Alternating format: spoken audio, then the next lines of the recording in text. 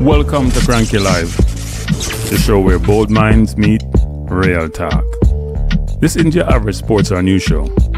It's where we break down sports, culture, and controversy with facts, fire, and fearless honesty. Here, truth cuts through the noise, and hype gets exposed.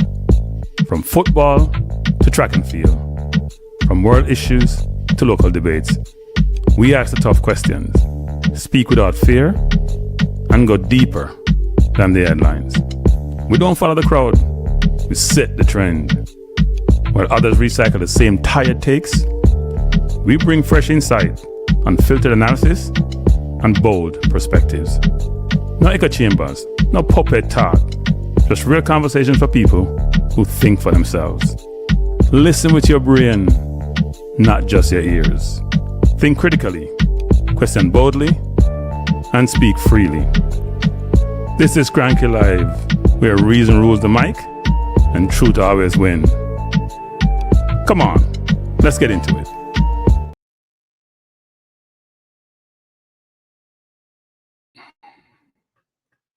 Why am I doing this? Good evening, good evening. I can't show that. It's copyright. Good evening, good evening, good evening, good evening, good evening. How you guys doing? I can't show those videos. I just checked. How you guys doing this evening? Bless up, bless up, bless up, bless up, bless up, bless up. You good? Everybody good? Everybody feeling good? It's been intro. Is bad meaning good or is bad meaning bad? Which one is it? I'm curious as to what that means. Can't tell nowadays, you know. If you're seasoned like me, and people, all right, let me say, maybe be nice, because we win. I'll win. Please hit the like button when you come in the chat. Don't come in the chat and hit the like button. That's not a good thing. That's not a good thing. You're trying to promote the channel, people. Don't come in the chat and not hit the like button. It's late. You can't go to your bed. If you don't want to hit the like button, go to your bed. Me give you permission. You don't have to come on the show. You can go to your bed. If you don't want to hit the like button, I'm giving you permission. You can go to your bed. Me stay with two people and hit the like button at the 12 or 17, whatever. I'm dead serious, people. If you don't want to hit the like button, go to your bed. Me not want it on my channel tonight. Me not too much of a good mood if you can spoil my mood. All right? People play it. Drew Ross. Christopher was here early. Bless up, Drew. Hey, Drew.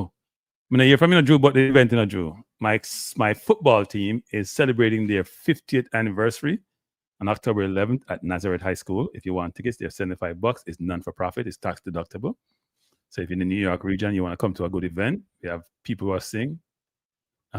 Rudolph agreed. Why am I telling why? No bad enough. If you want to go to a good event where you're free of certain situations, come hang out. Come hang out, people. A good thing. We have some music. We have good food. We have a play, a 15-20 minute play. It's good. It's good. So if you want tickets, you know the number on the screen. You can call me. Get the tickets, them $75. I have a bunch of them in for sale. So if you're in the New York region or New Jersey region, you know, come to the event, please contact me. You will have fun, trust me. People will come there have fun. I'm emceeing the event, so you know it's all nice, And we may have a few, but I don't know if we invite any politician. We normally invite a politician or two to come, or see a judge or somebody come speak, just to enlighten me and encourage me. Right? So anyway, we're talking about the football because it's been a wonderful window actually. And so there are some questions to be asked and questions to be answered. And I have a lot of takeaways from the game. And some of the points in terms as we commence the show is one, did Jamaica take control of Group B? We have 6 points, Curacao 4, unfortunate Trinidad have 1, and Bermuda looking for their first point. We have a new center forward with a debut goal, and he looks happy and looks like he's here to stay. And we all should be happy. We have won 6-0 in 2 games. I haven't given up a goal. But was that based on great defense? Or are we just lucky? Or both? And so today we'll break down a lot of that and walk through. We'll walk through the game sequentially. And then we're going to talk more about performances. And we'll talk about coaching strategy and talk about takeaways. So Eagle probably is a cranky. I heard that Bailey coming out, his new name is Brown Man. I guess the fans cannot pronounce his name, by the way. Can we expect some more brown man like Omar Hutchison and Miss? I think brown man could be literal, I don't know. Kind of in Jamaica, before a lot of your time, the skin color thing was a big issue in Jamaican people. Big issue. You get job, you spend skin color in Jamaica one time. You're light skin.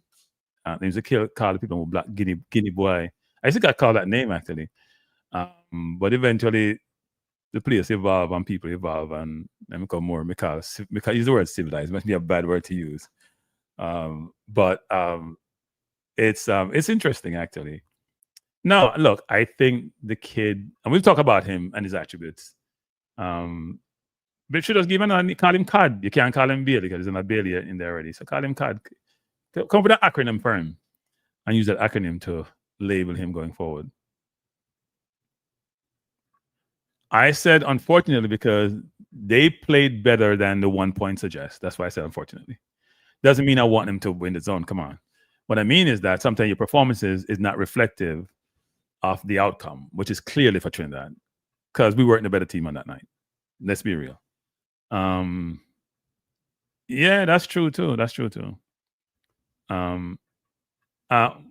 We will get to that, Lee Young. Actually, no. I thought he recognized it on the first goal. He was leaning one way and Garcia leaning the other way. But we'll go through that also. Bless up, Chorus. Thanks for being here. As you come in, everyone, please hit the like button. Let's sort of go to the game sort of sequentially. I had a video to show, and then we check YouTube, and YouTube said copyright, so I can't show it. And I'm very upset because I had it all labeled. I walked through it really well. I stopped it. You know how much work we put on the video to the people? After me cut down slices and then we just check on YouTube. I should check it first. That's it. I use a brain now. Yeah, walk on your brain. Working with my hands and my head and not thinking. But if you look through the game, and let's go through the early part of the game. The first Palmer took a shot, but it's speculative. Didn't make any sense. And then Hayden made a cross to Greg Lee. And a lot of people say it was offside. I don't think he was offside. I replayed that 5-6 times. The keeper made a brilliant save. We didn't get the corner. And they say it was offside. But when I looked at it, Trinidad defense was moving around. And before Hayden kicked the ball, it was a little bit offside. And then the defender stepped down. So I would be curious to see what VAR does. VAR would have done if it had scored. It was a brilliant cross by Hayden. Spotted this man really well. And great save by the keeper. But I don't think it was offside. I think the linesman had a tough time. If we didn't have VAR, we'd have lost that game. Because none of those goals were called by the officials. None of them called by the officials. A VAR stopped everything. There were 3 VAR let it go. Even though the last one was clearly offside. It's not even close. Did Palmer got 2 yellows? He got 1 yellow in this game. Did he got 2 yellows?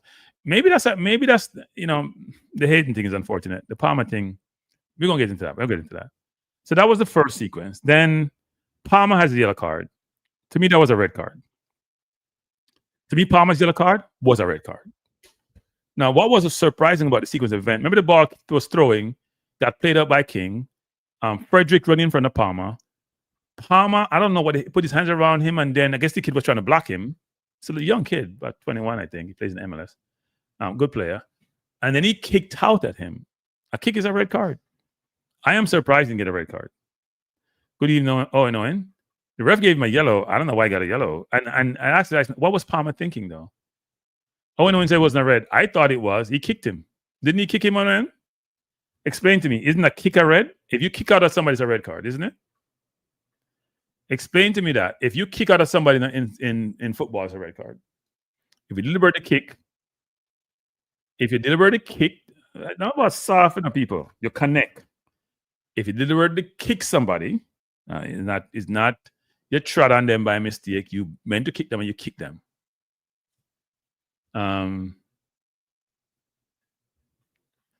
Everyone says we were the better team. We did 2 minutes for the game. We stopped from school. So this historical argument about better team and better play, and if you win, you're the better team, it's a bunch of crock. Sorry. And I keep hearing this nonsense. You can't play better and lose. Really? What are we talking about? I get frustrated when I hear that nonsense. Yeah, it's a red card. He kicked out. It's a red card.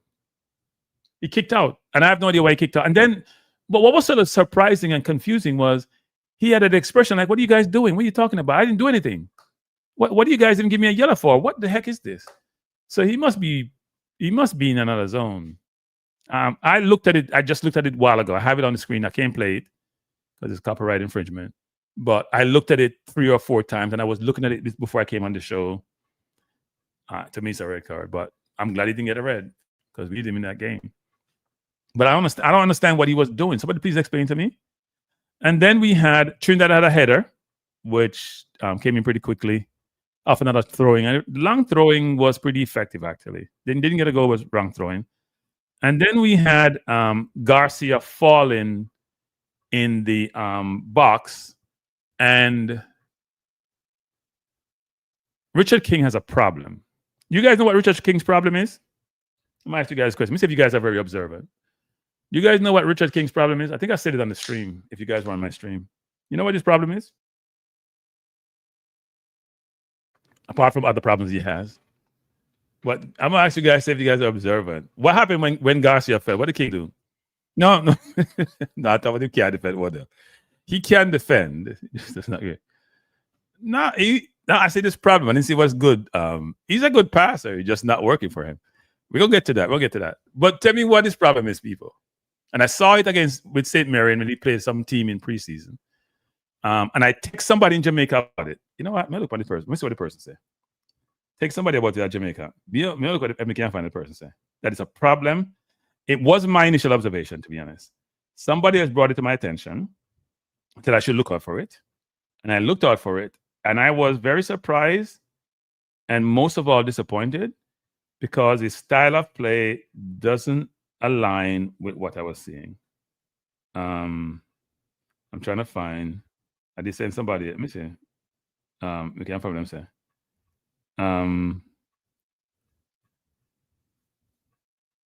But I thought it was interesting. I thought it was interesting actually. I'm trying to find what the person said.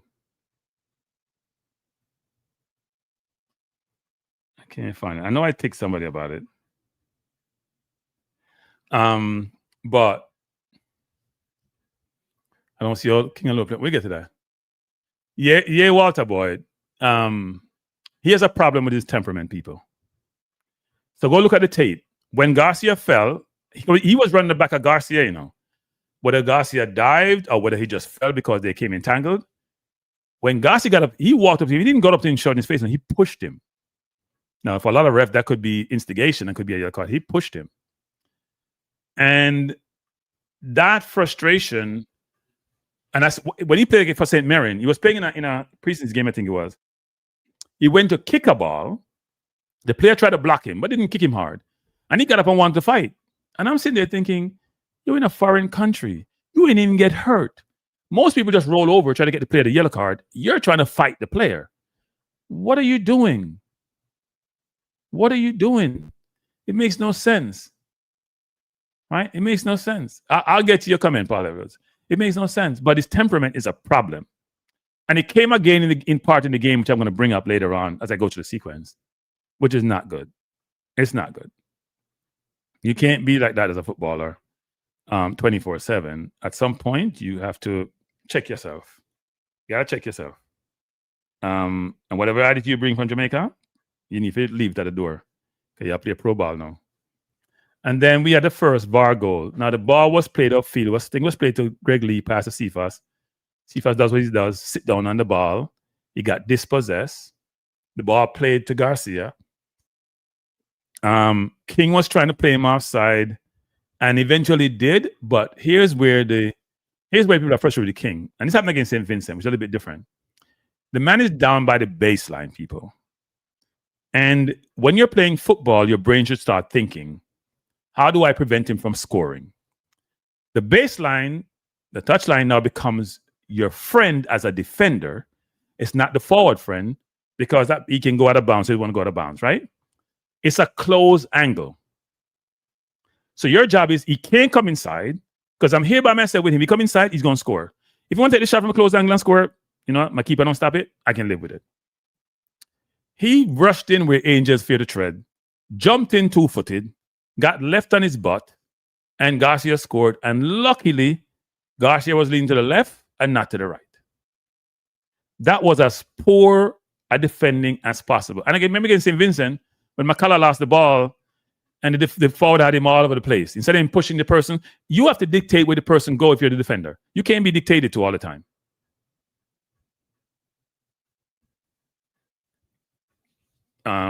David's a cranky. I saw it. Let me see, I have to be talking to King with the miscommunication with Wade. Yeah. What are you complaining about? We got a clean sheet. Rabian, you don't have to be here. I'm complaining. So if you're upset at me because I'm complaining, then go back to your business, Raven. And I move with you tonight. What am I? I'm not complaining. I'm explaining things. You may not have the perception that I do about certain things. That's your prerogative. But I'm gonna tell you what I saw. Okay, we got lucky. I don't care what what's the name want to say. The coach want to say. We got lucky in that game. That goal was barely offside. People, we're not taking no call yet. We just start talk. We're not taking no call yet, people. We're not taking no call yet. I'm not taking a call yet. I'm on my soliloquy. I'll take a call later. He was barely offside. We got lucky. Yes, we got lucky. Because you guys are not seeing the game I'm seeing. We got lucky. We scored. Look at the goals that we scored. We got lucky. So we didn't create anything that the other night. We created nothing against Trinidad. At home. At our place. We didn't create anything. I'm not sure what world you guys are living in, but my perception, what my perception is. We may differ. You may think we created a lot. We didn't create anything. What I saw, we won. We all happy we won. But somebody has to analyze the game and put some reality here. 3 offsides are lucky. The first offside is lucky. The second one is clearly, third one is clearly offside. The first offside is lucky. Okay? It's lucky. Let's not talk about that we did something. We are out of shape. He scored. We all very nervous. We're waiting for VAR. We're waiting for VAR forever. That's luck. That's no pure skill, and it was clear offside trap. That was what was happening. Right? Yeah, no, I mean, look, I'm not going to blame Lowe for that. King was over there with the defender one-on-one, but nobody cussed King, you know. When the goal was scored, I didn't see anybody cussing King and pointing fingers. Yeah, I heard the bad up, Odell. I heard the bad up. If YouTubers did that, we'd be banned for life. That was very unprofessional, by the way. That was very unprofessional. It was a stupid, it wasn't, I'm going to question stupid. It wasn't the best question. And it was very unprofessional, extremely unprofessional. You have to know when to back down. It's not a badness thing. You can't push out your chest bad up people in a press conference. You know what I'm saying? You only embarrass yourself. You're not embarrassing nobody yourself. Sometimes you have to back down and move on. You just got to know where you are. Awareness is key. Yeah, I mean, you can't go tackle. First of all, the sideline is a friend, right? You should tell himself he can't come inside. If you're a defender, he cannot come inside. If you try to beat the baseline, it's going to be very difficult for him to beat the baseline with the keeper right there, the post right there. He has to stay. You cannot let him come inside. Jumping in two-footed to tackle somebody who's very skillful and very quick makes no sense to me. Good night, Stephen Lloyd. Stephen Lloyd said, overall, we play decent. We still need to work on our press and our middle. Still needs work. Anderson should play over Palmer and more rusted. Yeah, we'll get to that. We'll get to that. Now I'm just going to go to the sequence of play, actually. So that first goal, people want to talk about, when you win, you can have all the multi you want to have, But smart coaches and smart teams and smart people look at the game holistically, see what they do well, see what they don't do well, and then try to correct it. They don't sit on their laurels and say we won and it's great and we were so wonderful. They actually do analytical and deductive analysis. And some people don't want to do that. They say you're being too critical. But I thought that goal, we got lucky because I thought it was a goal. When we look at VAR, he was leading the wrong way. And then we had Cadamarteri scoring, and that wasn't a build-up play, no. That was Trinidad taking a poor throw where Greg Lee headed the ball down. The defense hesitated. Cadamarteri did a brilliant move in terms of he faked left, then went right, and then went back when he shot the ball. The defense hesitated a bit. It was a poor throw by the right back. It was a good play by Greg Lee heading the ball down. It was anybody's ball. He reacted quickly, took his chance, scored, which he didn't do in the last game, and probably put his name in the books because this is second game. He debuted at home. He scored at home, and he looks like he's going to be a wonderful addition to the team. And I'm going to pivot here for a second and say this. I'm going to go for a little bit tangent. I hear a bunch of people to call in radio shows in Jamaica complaining about the coach who's thinking with the team, change the team, he need a settled team. He has to have a settled team because chemistry and camaraderie and this and that. Well, if he had a settled 11 and a bunch of 8, and he had 8 people out, 10 people out, what would he be doing right now? Cadamarteri wouldn't have come into the team. And if he didn't bring people in and experimenting, what would he do right now? He wouldn't have had options like he does now. It's international football. In international football, people get injured, people are out of form, people don't have clubs, their personal issues. You have to, and England is having now. There's a lot of complaint in England. They beat Serbia by 5, or whatever the number was. Now people are saying, well, will Bellingham come back? Will Saka come back? Will Palmer come back? Right? You want to have those options. And you want to make sure nobody feels comfortable. And you want to make sure people feel like they have a chance to get into the team. Okay, if you leave everybody by the wayside, they may say, you know what? Forget them. They don't care about me. Right? So at the end of the day, I have no problem with people coming in at our team because it's international football. That's how it works. That's how it works. But it was interesting, actually, that we hear all this, especially on the radio in Jamaica, because I listen to them sometimes. And that was a big issue for people. We don't have a settled team. I hear what's his name on TVJ saying the same thing. As if the man, we just locked down 23 and don't care about nobody else. Nonsense. Better players come along. People lose form. You have to make changes. And then we had Campbell got a chance. A really good ball by Palmer between the lines. He went in. He cut with his right foot. Again, the defender didn't do the smartest job. Similar to King, but he had a little bit more space to work with. And shot with his left foot, his weaker foot.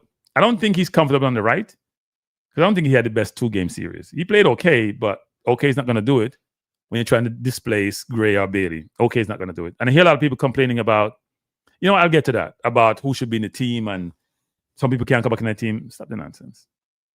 And then we had Frederick shooting just side the post. Really good shot by the young kid. Then we had Russell's goal. And I must say, and I talk about individual players, really good move by Dexter dribbling. Dexter played well offensively. Had a lot of lost possession, but played well offensively. Bumbling, stumbling dribble. Then Dixon got the ball, did a very inventive play, trying to go over the top to Cadamarteri, who tried to chest it. And Russell was offside, but the defender deliberately hit the ball and chipped off his head, and Russell scored. So unlike Trinidad, who scored their goals and VAR overturned it, in this case, and all the VAR decisions were right, by the way. In this case, we got lucky on that, and we scored and up 2-0, and should have just worked the game out from there. And then we had a sequence where Trinidad scored their second goal, a bad kick out by the keeper, who had an horrendous second half. Like in the first game, he was 32 of 33, I think, at 97% passing accuracy. In this game, I think he was in the 60s or in the 50s, somewhere around there. His kick in second half just deserted him. He was poor. And the few shots he got hit off his chest. Now, I rate Jamal Waite. He's never let Jamaica down, but he had a tough second game. And the first game, he didn't get tested. And the one time he got tested, it bounced off his chest. So not the best. And then Lowe tried to make the pass out to Greg Lee, which was a turnover. And again, we scored. He was way offside that time. But that was an interesting one. Cadamarteri didn't have a chance after that. And then Garcia had the last offside goal. So Trinidad walked away feeling that they were disadvantaged and VAR wasn't fair to them. But all the VAR calls were right. And frankly, I think the VAR came in when Jamaica got cheated in World Cup qualifier the last time around when Lowe scored a goal against the US and that goal wasn't given. That was a clear goal. So that was interesting in terms of sequence of play. Now, if you look at the game and how we played, I think defensively we did okay. Even though they scored 3 goals. I think one goal I was concerned about was the first goal. The other 2 offsides were just offsides. But Trinidad, if you look at the play, how we played and the build-up play, we talked about this ad nauseum. The midfield is a challenge. I pressed the coach about that. I'm a YouTuber. We would have agreed. No, by the way, I'm me press the coach about that. Now the question going to be, and I am fear. First of all, nobody can come and challenge and beat me about Dixon. So no can come talk or no one talk. I mean, no, nobody beat Dixon. I got beaten saying Dixon should play over Antonio, something like Antonio wasn't scoring. And people like Claudine berated me, so I don't know about football. So if you don't come talk about me, say, can we play over Dixon? Me ask the coach a question. You can't play two devil down in the same team, and then the coach will pick you. It don't make no sense to me. Now, when you go on the field and play like how they played, Campbell's not used to playing on the right. Don't make an excuse for him. He can't play on he doesn't play on the right well. Dixon has come on into a game, hasn't get much time in the first game. Dixon played very, very well in the second game. I'm a Dixon supporter. I'm a Whisper supporter. I'm a King supporter, surprisingly. But most people say, and somebody who called me yesterday saying, Jason called me and said, basically people are saying, I don't like local players. And I keep saying this, people. I like anybody who's going to play well on the national team. I don't care where you're from. But if I criticize diaspora players, nobody hear it. It's like they close their ears. They all they hear is me criticizing local players. I'm an equal opportunist criticizer. Ain't got nothing to do with where you're from. If you play well, I'm going to give you flowers. If you don't play well, I'm going to criticize you. That's how it's supposed to be. That's where I know we're everywhere in the world. That's how it is. But some people are overly sensitive when local players get criticized. I can't help you with that. It's going to happen. They play well, they get the flowers. They get the flowers. Christopher says, Cranky, I have two concerns from the team that I need your opinion on. How do we reinstate the 7 missing starters without disrupting momentum? I think people got to take a step back and look at how we played in those two games. Yes, a lot of players who came in, and look, most of these players are not really bench players we're talking about, right? Let's go to the team. Blake is going to play. So let's not even think about Jamal Wade replacing Blake. There ain't no comparison between the two goalkeepers apart from their feet. And the second game, Jamal Wade even defeated that purpose. So in the defense, the only difference is Pinnock versus King. That's the difference in the defense. And Bell versus Gregley. To me, Gregley and Bell are interchangeable. I don't think it matters who plays, to be honest. I think Gregley's better offensively and Bell is better defensively. And then with Pinnock and King, I don't think there's any comparison. There are people saying Pinnock is not good and Pinnock is slow. But there's no comparison between the two. There's no comparison. If you go in the midfield, it's the same midfield that's been playing most of the games. Even when we had the full team, same midfield playing. If we go up front, the difference is Cephas and Gray and Bailey and Campbell. And in the center forward spot, we had a bunch of people. We had Warner, Brown, we had Antonio, So, I mean, people acting as if the players who were playing were all just substitutes and they didn't play much. They have played a lot of football. It's not hard to integrate the players. The people who are on the bench, most of them, they're going to be the ones left out. The 7 come back right in. And the coach picked the best 11. It's not that difficult.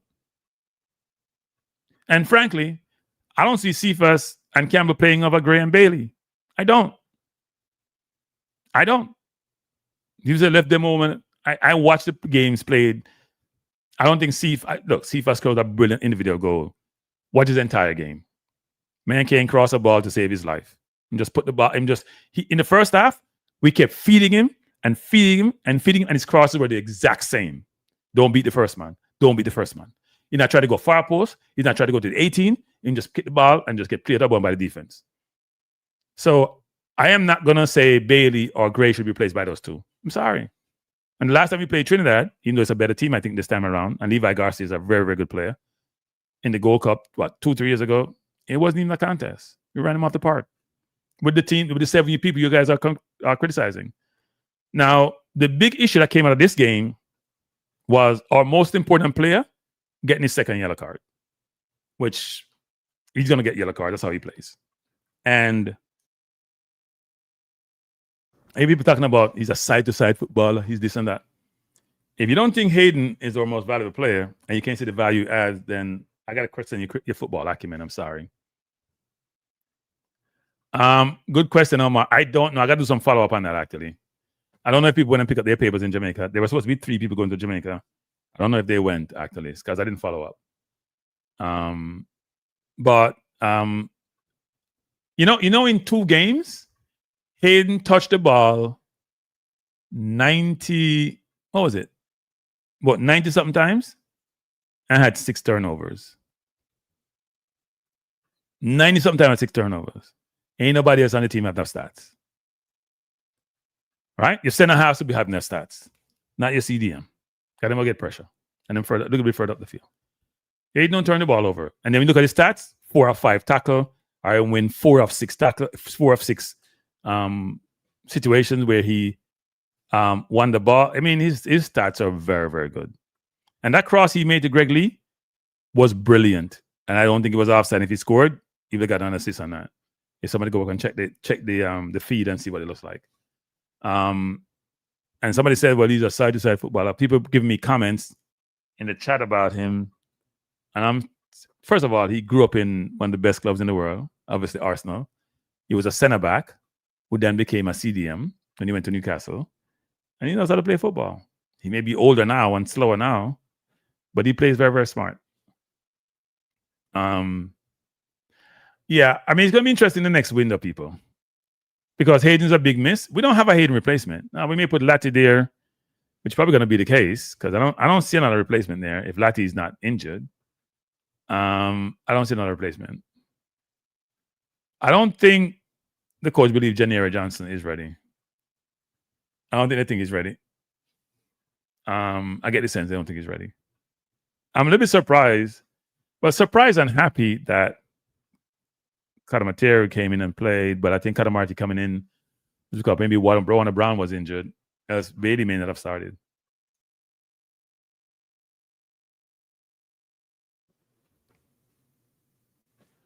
I think it's going to be very difficult for Cadamarteri. I always mess up Cadamarteri's name.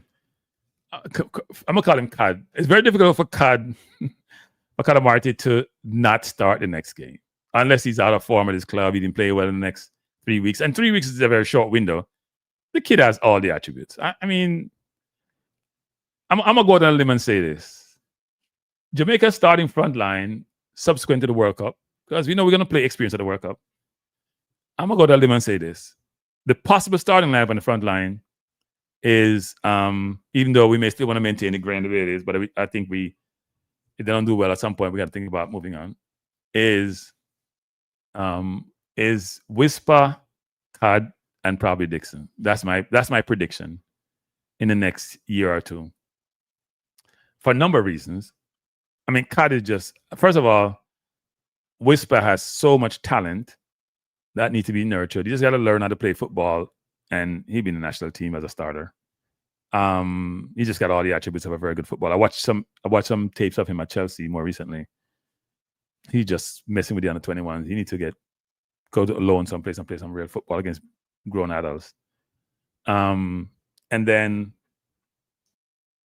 well, I shouldn't say that, because if we get Cameron Archer, he's going to be part of the mix too. So that'd be the 4, I think. He's going to be part of the mix. Now, I think Dixon is learning his trade really well, wherever he is. I know he's in League 2, but he's learning his trade really well. Very impressed with Dixon. A lot of energy. First of all, he's always playing both ways. Unlike some people, he plays both ways.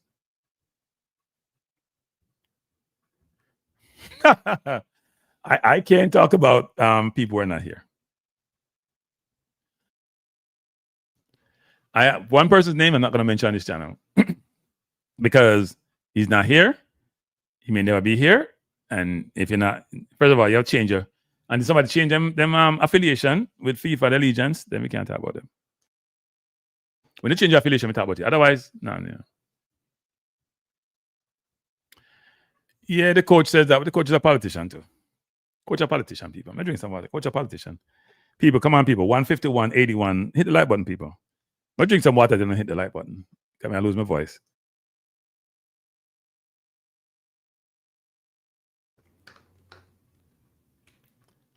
And say, really, brother? What does that mean? No, Whisper need to go out on loan. Whisper has a lot of talent. I think if Cameron Archer comes, it'd be Archer. Those 4 will be part of Jamaica's future. Other people may pop up, but those 4 to me are Jamaica's future. Those 4. Keep Hope alive. I am not pushing for, and people diss me now, I kind of stay away. So Even though people know I'm big on the player, and I'm very disappointed because I followed the process very closely, and then when the bomb drops at the plane and they come, it's very disappointing. So I haven't gotten over the disappointment yet. No, the kid has so much talent, and we almost lost the kid, didn't we? Luckily, England have so much players because of the whole him going to England under 18 and people getting to their feelings, and you hear some people on other platforms talking about Jamaica should never use the kid and blah. And you're like, it's a kid. But you weren't 19, 20 making decisions. I mean, if you did go on to play for England, what? He's born there. Why would you want to play for them? Isn't that what all kids dream for? All the kids in Jamaica born in Jamaica don't dream to play for Jamaica. Isn't that the objective? Unless you're a field event athlete, you may want to dream to play for Turkey, throw for Turkey or jump for Turkey. Otherwise, you want to play for Jamaica. But the kid played really, really well. English fans are amazed. Well, I mean, some people have the history. I remember his dad was a professional footballer. Who knows what his dad experience was, right? Those people who played football way back when, and their parents came through the English system and experienced all the racism they did, may never want to do anything to do with England. Did you hear what Trevor Sinclair, who's part of the Jamaica coaching staff, said when the Queen died? He said black people in England shouldn't be mourning the Queen. And then he got cancelled, basically, by Simon Jordan and others and Talk Sports. Right? So they're talking about their history. And Trevor Sinclair played for England. They have a history there. Yeah, look, I think players, we got to be very careful, right? Because we don't want no bandwagonists. But there are players out there who eventually may come. I think we need midfielders. Who you guys suggest we should bring in? So wait, before I do that, I have like 14 items. I had 14 reduced down to 10 now that I came up with. My takeaways from this tournament. So not tournament, but this round. I'm gonna mention some of them. One is we have a new center forward. I'm young, I'm fit. You got all sort of abilities: scoring ability, movement off the ball, hold up play, good in the air, enthusiastic, can press, mobile, athletic. All the skills that we need, and he's only 20 years old. So he can play for the next 10, 15 years. He can keep himself right and not get injured. In terms of individuals first, Dixon, spark plug off the bench, full of energy. Jamaica, the kid has to be proud of his performances, and so his family and those who support him. And I hope he continues to progress and to improve. And it's amazing that he also plays unselfish. Yeah, I know, Christopher, I know. But when you get a taste of playing football, Christopher, you're not going to change again. Too late. He's got 2 caps. Need 1 more. So he's not 21 yet. But I think Dixon was a spark throughout the 2 games. In fact, Dixon is a spark almost every game he comes into. So very proud of him and hope he continues. And I will ask the coach again why can't we not play for him? I'll part that question there. I think the continued offside of Trinidad suggests that at least some of it may be buck up, but some of it is sort of strategic, the defensively, in terms of where your line is and making sure that, you know what, people are behind you and stay behind you, and you have VAR to protect you. Okay, we have a VAR 3 goals, Trinidad that score. So it showed how poor the refereeing was too. I did not catch any of those VAR goals.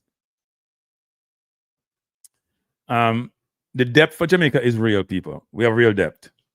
We had 8 to 10 people out, and we still could put a competent side on the field that won the 2 games. Real depth. Fake depth, real depth. The only place we don't have depth on the field is the number 6 position, which is concerning. But we have real depth, and the depth showed up, and the depth came from us not settling for no 23, not settling for no 18.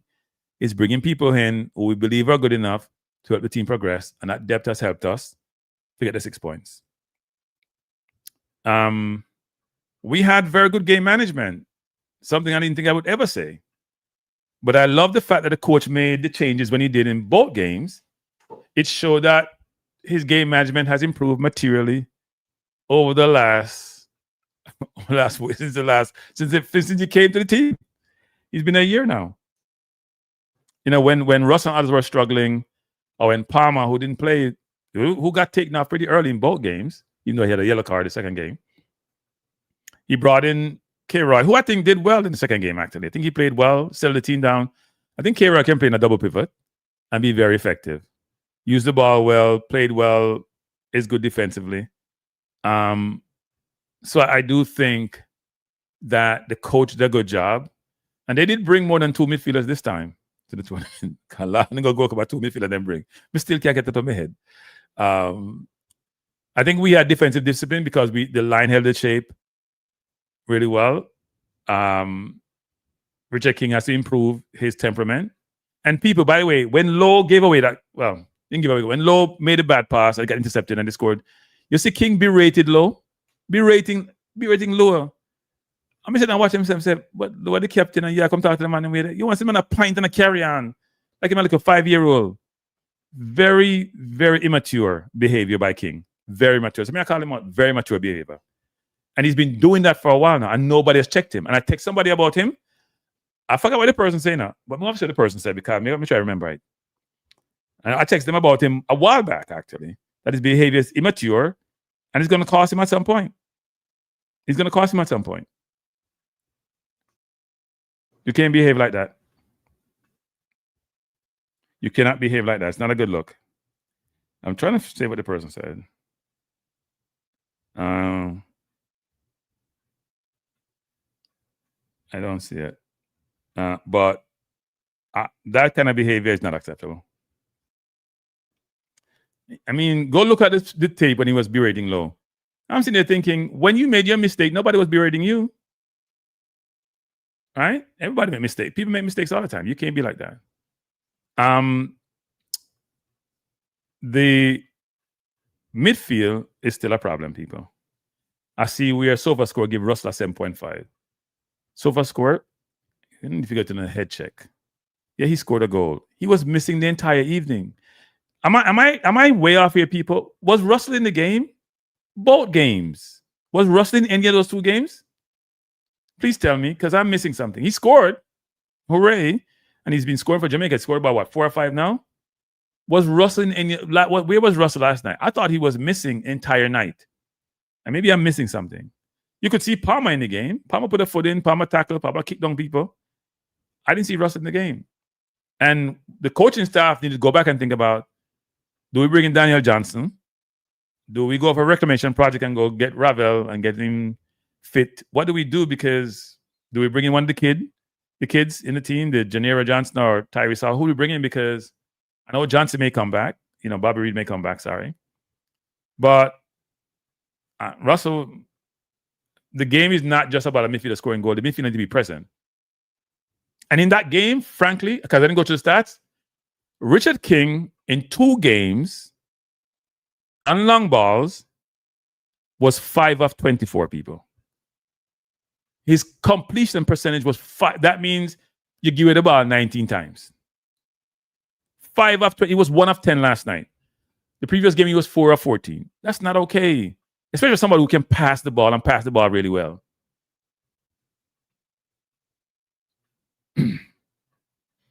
Yeah, I know.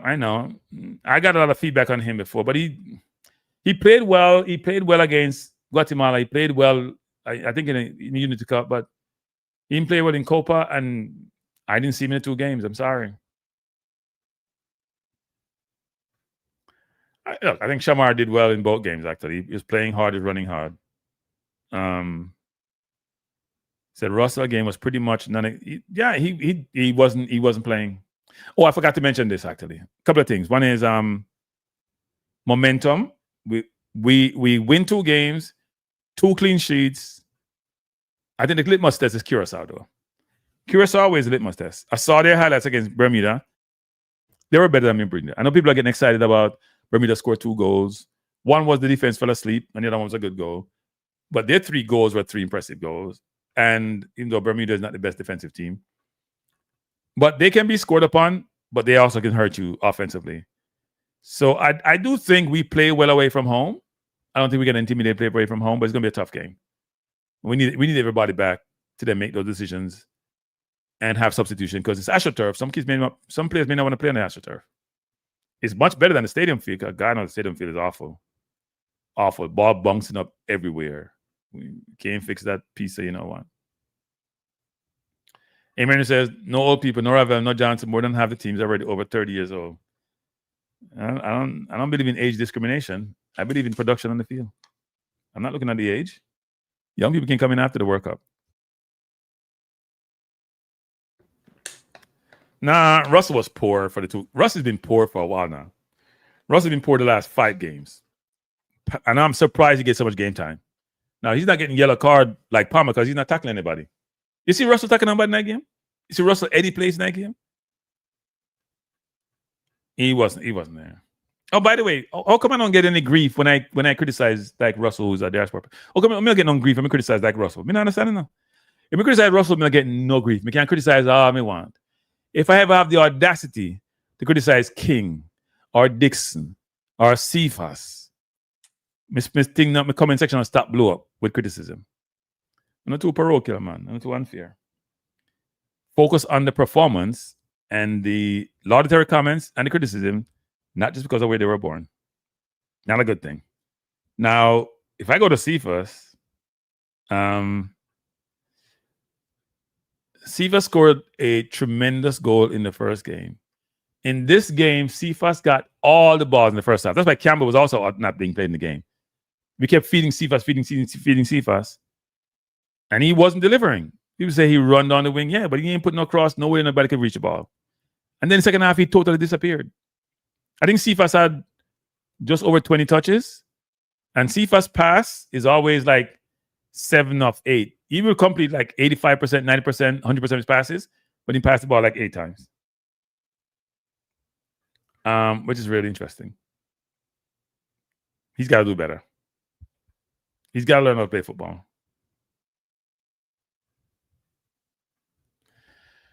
Lord. Russ was playing to instructions. To be what? Anonymous? He was playing to Anonymous? Huh? What was he playing to? Being anonymous? That must be it. I don't know what instruction he could be playing to. Must be anonymous. He was anonymous. There was no instruction that tells you to be anonymous. Hayden wasn't playing to being anonymous. I think Russell touched the ball like 30 times, and he played 80 minutes. He's not in the game. Wasn't in the game, wasn't doing anything, wasn't go getting the ball from his defense, wasn't moving the ball up the field, wasn't passing the ball between the lines. At least you can see Palmer taking a shot, making a great pass to Campbell, kicking people, whatever he was doing, he was in the game. Russell wasn't in the game, just running around the field like he's lost. So I don't want anybody to tell me that he was that great. Campbell, got to do more. If you are in this team, people, you're playing wing, and you have Graham Bailey to contend with, both are playing the Premier League, you have to show that you belong. Campbell didn't do enough to justify his game. Good player, played decent. Didn't really hurt himself, but didn't really help himself. Dixon helped himself. Campbell didn't help himself. Cephas helped himself in the first game and part of the second game, even though I didn't think he was productive in the second game, but he got a lot of kudos. So he's going to be there.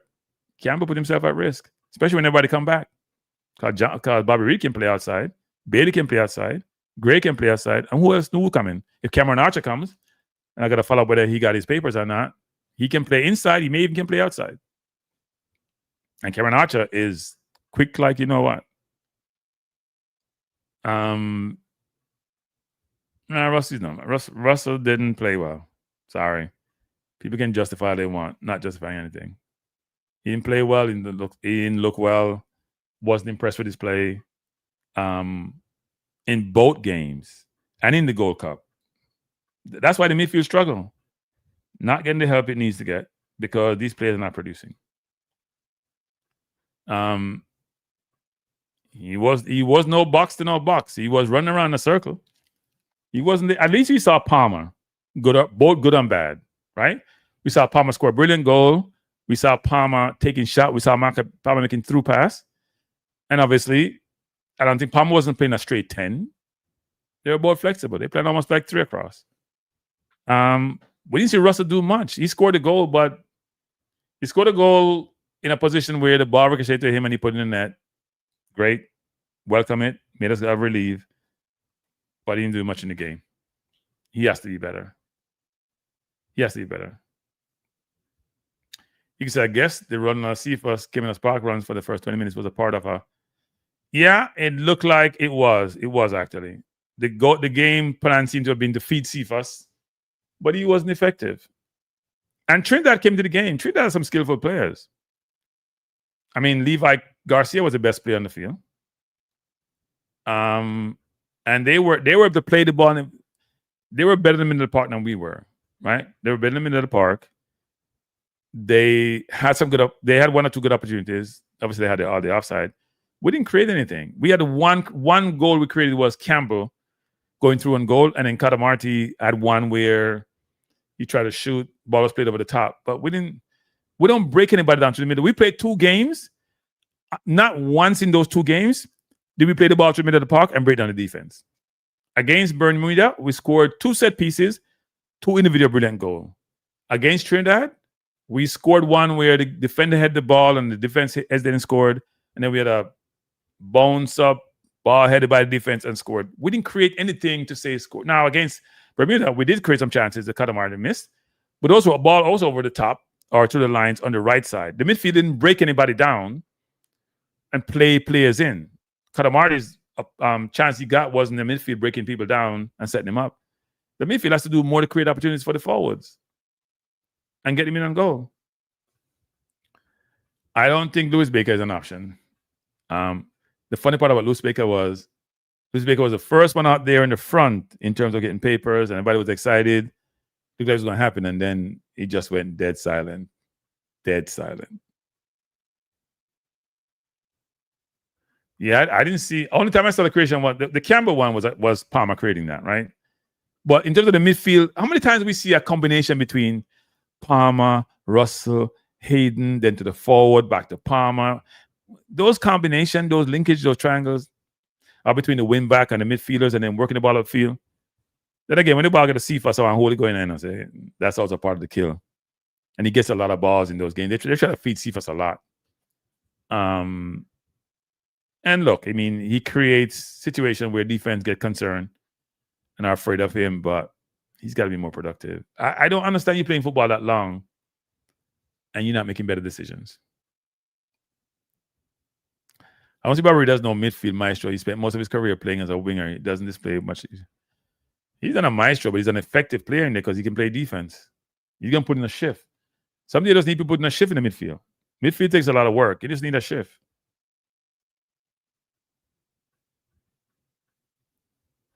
And then you hear Cephas used to run track. He runs like a sprinter. No, I don't think Baker coming. No. I don't think Baker coming.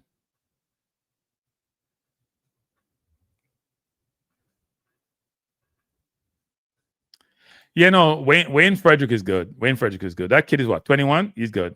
He looks like he's what, 15 though. He's the one that got kicked by Palmer. And Spicer was playing on the left against Lambakisa. Well, Lambakisa did well in the 2 games. Struggled defensively sometimes, but that's how he plays, up and down sometimes. But he was man to match for the first game. I thought he played. They gave Cadamarteri the man to match the second game. I thought Lowe should get man to match in the second game. I didn't see Cadamarteri the second. He scored, but he only touched the ball 16 times. He made 6 of 9 passes. I don't think he was man to match. He didn't get enough service. That's part of the problem. I know. The problem with Cephas is he doesn't set up his defenders. Yeah, Frederick is as crazy. I agree with that, Raven. I totally agree with that. Kid he took a really good shot with outside the post. He's a really good player. I think he came from Maryland, right? I think he came from Maryland. He's born in Maryland. He's born in the USA, actually. How come we don't have any USA player starting for us? He was born in the USA. That's what I saw. I did some research on him. Both he and Andre's son. Andre's son is out until December, I think it is. Who plays midfield? Fortune's a good player, but he's out for a while. But no, Frederick is good. He's a good player. Omar, really?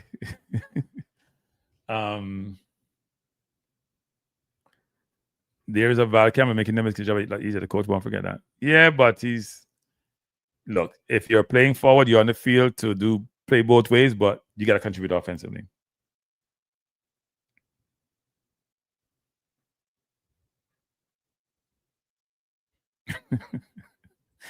Well, that was a strategy, right? It worked in the first game a little bit, so you tried until it doesn't work, and it didn't work a lot the second game. It didn't work a lot. It could have worked more. It wasn't our best game. Ian Frey, I'm always concerned about when I see Frey after having 2 ACL injuries. I don't know why Frey wasn't in the squad, actually. I got to find out about that, actually.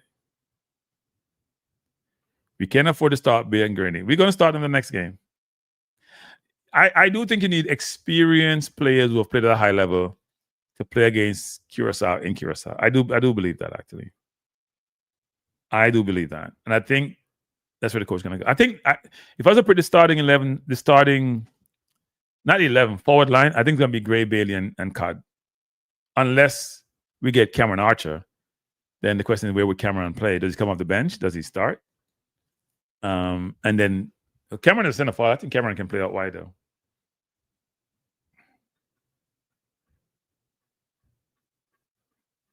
Oh, okay. Yeah, I don't know the story on Frey. I'm not overly concerned about whether Frey comes or not. He comes. He doesn't come. Doesn't come. Jamaica qualified with 9, but why Trinidad beat Curacao? He couldn't beat Curacao in Trinidad. I think they're going to beat them in Curacao. Next window, I think Jamaica if Jamaica get 4 points next window, that's not terrible, right? If Jamaica gets 6 points, I think they would probably only need 1 or 2 points to qualify. Given all the permutations. Because then Curacao if they win, would only have 7. They have 2 games remaining. They could end up with 13. Jamaica would have had 12. So we still needed a point or 2. And we wouldn't have lost head-to-head with them. So it's going to be important. The problem we have in the next game is that the midfield is a mess. That's why I talked about trying to go get midfielders. The midfield is a mess. Because I know Hayden is out, and someone was saying that Palmer is out. I know Palmer. Four, but I think we need 14. I think we need 14 minimum. But the other zones are tough. Look at Panama's zone, where Suriname is leading. Panama only got 2 points from 2 games. They're in danger. They got to pick it up. And Trinidad is unfortunate. They came to our place and we struggled. We can always make the excuse that we were missing a lot of players, and we were. And that's big, because if you're missing 8 players to 10 players, it's hard. But I think we'll have some of the more senior players in, more mature players in, and it should help. Now, in terms of the press conference, the questions were okay, a lot of them. The one question it was a very confrontational question. You guys gotta be fair to me. Tell me this. Am I that confrontational, like the question I was asked? I know I ask questions and then I'm trying to show the coach up, which is not what I'm trying to do. I'm just going to ask a question that people want to know. But that question, which basically says, what was the question about that he had 8 to 10 people out, and when you go and set up with a settled team and all sort of nonsense. Who asked that question, people? Who asked that question? And the people look like he want to fight. Like, some bullshit come from my youth. Who asked the question, people? I don't know the person who asked the question. It was the best window. Great point, Aim Henry. I agree with you 100%. It was the best window to miss all those players. By far the best window, because, not by far the best window, because Trinidad is a tough, and Curacao going to be tough, but Curacao was away, Trinidad was at home. That made a better window. Because we're going to go away to Trinidad and go away to Curacao. We go away to Curacao next time, and then we're going to Trinidad subsequent to that. So, yeah. Probably was the best window. You're right. So who asked that question, people? Yeah, I know he's Jamaican, but my understanding was he wasn't interested, or we weren't pursuing. One of the two.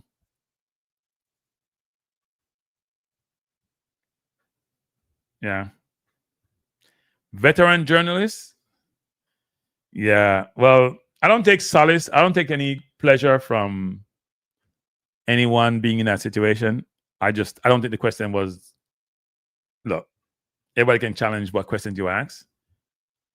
I don't know if the question made any sense in terms of context and the situation. When you have 8 people out, you can't say you just have 8 out or have 10 out and blah, blah. I don't, I didn't understand what the purpose of the question, and then get out into your feelings when somebody didn't understand the question. If that coach tells you that wasn't a good question and he's so political, then you got to take a step back and look into yourself. Seriously. That coach doesn't do that. He's the most political person I know, frankly. And he tried to manage all that. He tried to be very careful about what he says. And Simon had to go out of his out of his pace a little bit to push back really hard. Cranky starting like Graham Bailey is not good for the left right back, so the better. Now they're gonna start both of them. Can we make a wager on that DJ Gigs? He's starting both of them.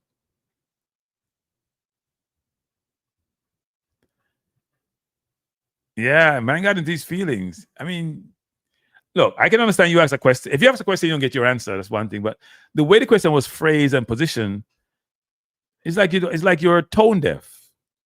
It was a tone deaf question. It was a tone deaf question. All right? It was a tone deaf question. It wasn't a good look. It wasn't a good look. I think sometimes it's hard for us to self-reflect. It wasn't a good look. You have to always try to be in that environment. And it's tough sometimes when you're in your feelings and when you think you're right, but people around you who should be able to give you good feedback. You guys aren't afraid to give feedback. You guys get feedback all the time. Yeah, I know. You got into his feelings. That's why I'm going to your feelings, and you try to come back. But you just sound Bush. I'm gonna be honest, you just sound Bush when you do that. Like, you just sound Bush. You can't be a veteran reporter and sounding Bush. You just can't. You can't be a veteran reporter and sounding Bush. You just sound Bush.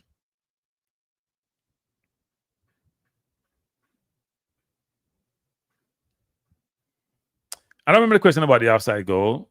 I think the first goal is a fair question because the first goal was an unforced turn. It was a turnover.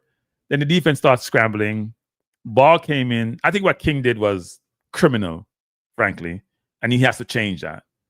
He can't be panicking. You got to think defense. You can't just play defense. I didn't think defense because that tackle didn't make any sense to me. First of all, he didn't touch the man or the ball. You run on the man. The man is on the sideline and he cut you when you ain't touch nothing. I know you don't want to give away a penalty, but you ain't touch nothing. You there gone. So like somebody in the stands call you. I don't know who in the stands called him, but it wasn't Levi Garcia. Garcia was somebody else called Garcia, which was the goal, and somebody called him in the stands. I didn't understand that play. And then he want to cuss people when the goal was scored low. He got lucky with VAR. Low got bucket VAR too, but he might cuss low. And I show up blowing up on national TV to the world. I'm gonna cuss and carry on. You need to check yourself. That's not good. You've been doing that for a while. I can tell you guys, I've seen him do it multiple times. See him doing the JPL, see me do the St. Marion, and doing it here. At some point, you got to break out of that habit. It's bad habit memory. You call it muscle memory. Bad habit memory. That needs to go. You can't be showing up people like that. I'm surprised Lowe took his nonsense. Crank like my comment wasn't based on what the coach will do. So put the team in that. Oh, okay. Yeah, look, I think you have to think about it this way, which is, do you want to play defensive or you want to make the other team play defense? Because if you play Campbell and Cephas, first of all, Cephas ain't playing that ton of defense anyway, and he may pressure them offensively, I think Gray will also do the same pressure Cephas does in a different way, right? Gray's going to make the defense think more. Cephas is going to make them run more. And then Campbell is not the most effective offensively, but he does help his right back. Bailey's more effective offensively. Well, Bailey has a name which will attract people, but defensively is not his forte. He comes back sometimes, so it's interesting. No, I agree, Henry, that he's offside, but it wasn't this broad where it was like the third goal where he just clear offside, or even the second goal. Because when he scored the second goal, I said he was offside. I thought he was offside. And it turned out that way, actually. I don't get excited about goals until I hear VAR clear it nowadays. Unless I'm clearly sure there was no offside involved and get excited. Like the first goal by what Cadamarteri scored, that looked like a playing goal. I thought the ball may have hit his hand, actually. That's what I was looking for. It wasn't deliberate, obviously, but sometimes they wave it off. But he took that goal well. Really well. I don't think Cephas was. Well, I shouldn't say he won't start. The coach loves Cephas. Apparently, he loves Cephas.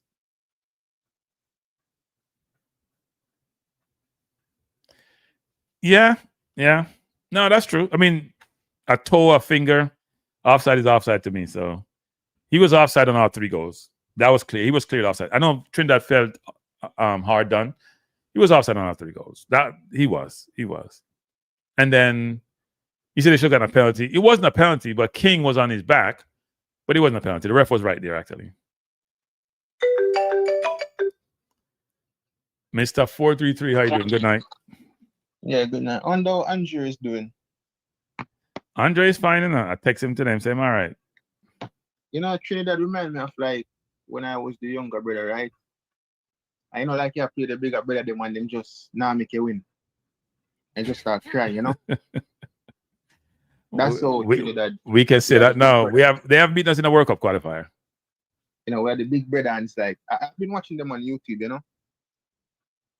I've been watching them on YouTube and they, you know, it's good people. I like the passion that they have on everything, you know.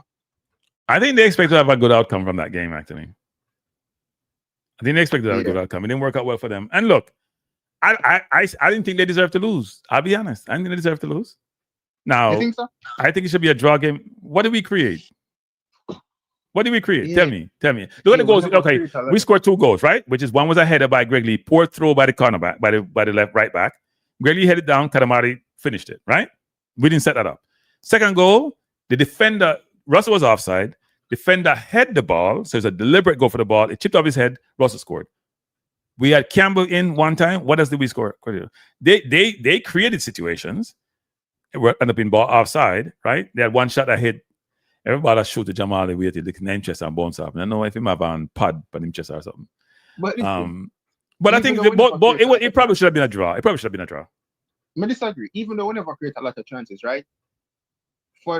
Honestly, currently the 2 goals, we never really create a chance per se as what we would consider a chance, you know, because I think he's Gregory hit the ball towards the opposition 18, right? Yeah. And then Bailey would have done the rest of the work, scored that goal, and then obviously the defender for Trinidad when Kyle Dixon made that flick on, you know, him head it back on whatever the case is and we'll score from that, right? Yeah. But at least in those scrappy moments, we made something of those scrappy moments. You know what I'm saying? True. And sometimes in football, that is what you need when you don't have the chance creation or those players to create those chances.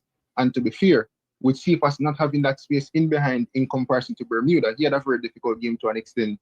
You know, Tyrese Campbell not playing in his natural position. I think he was pretty decent. Didn't really create a lot of chances, right? Midfield again. Yeah. Nothing much from the midfield. So in games like this, you make something out of nothing, in which we did on 2 occasions, right? As for Trinidad, they constructed some plays, they made chances. The midfield was better. They tried to play position football, didn't they? Yeah. They tried to play the ball on the ground and play the ball through the middle. We struggled to do that. We struggled to do that against Bermuda, much less against Trinidad. You see, the thing is, I think at one point in time soon, the midfield issue will be resolved. You know what I'm saying? Yeah. As for now, it's something that we can talk about forever and, you know, until God come. Although, you know, believe in God, but whatever. But it's something that we can talk about until God come, right? But for what we have that we can use. Until who come?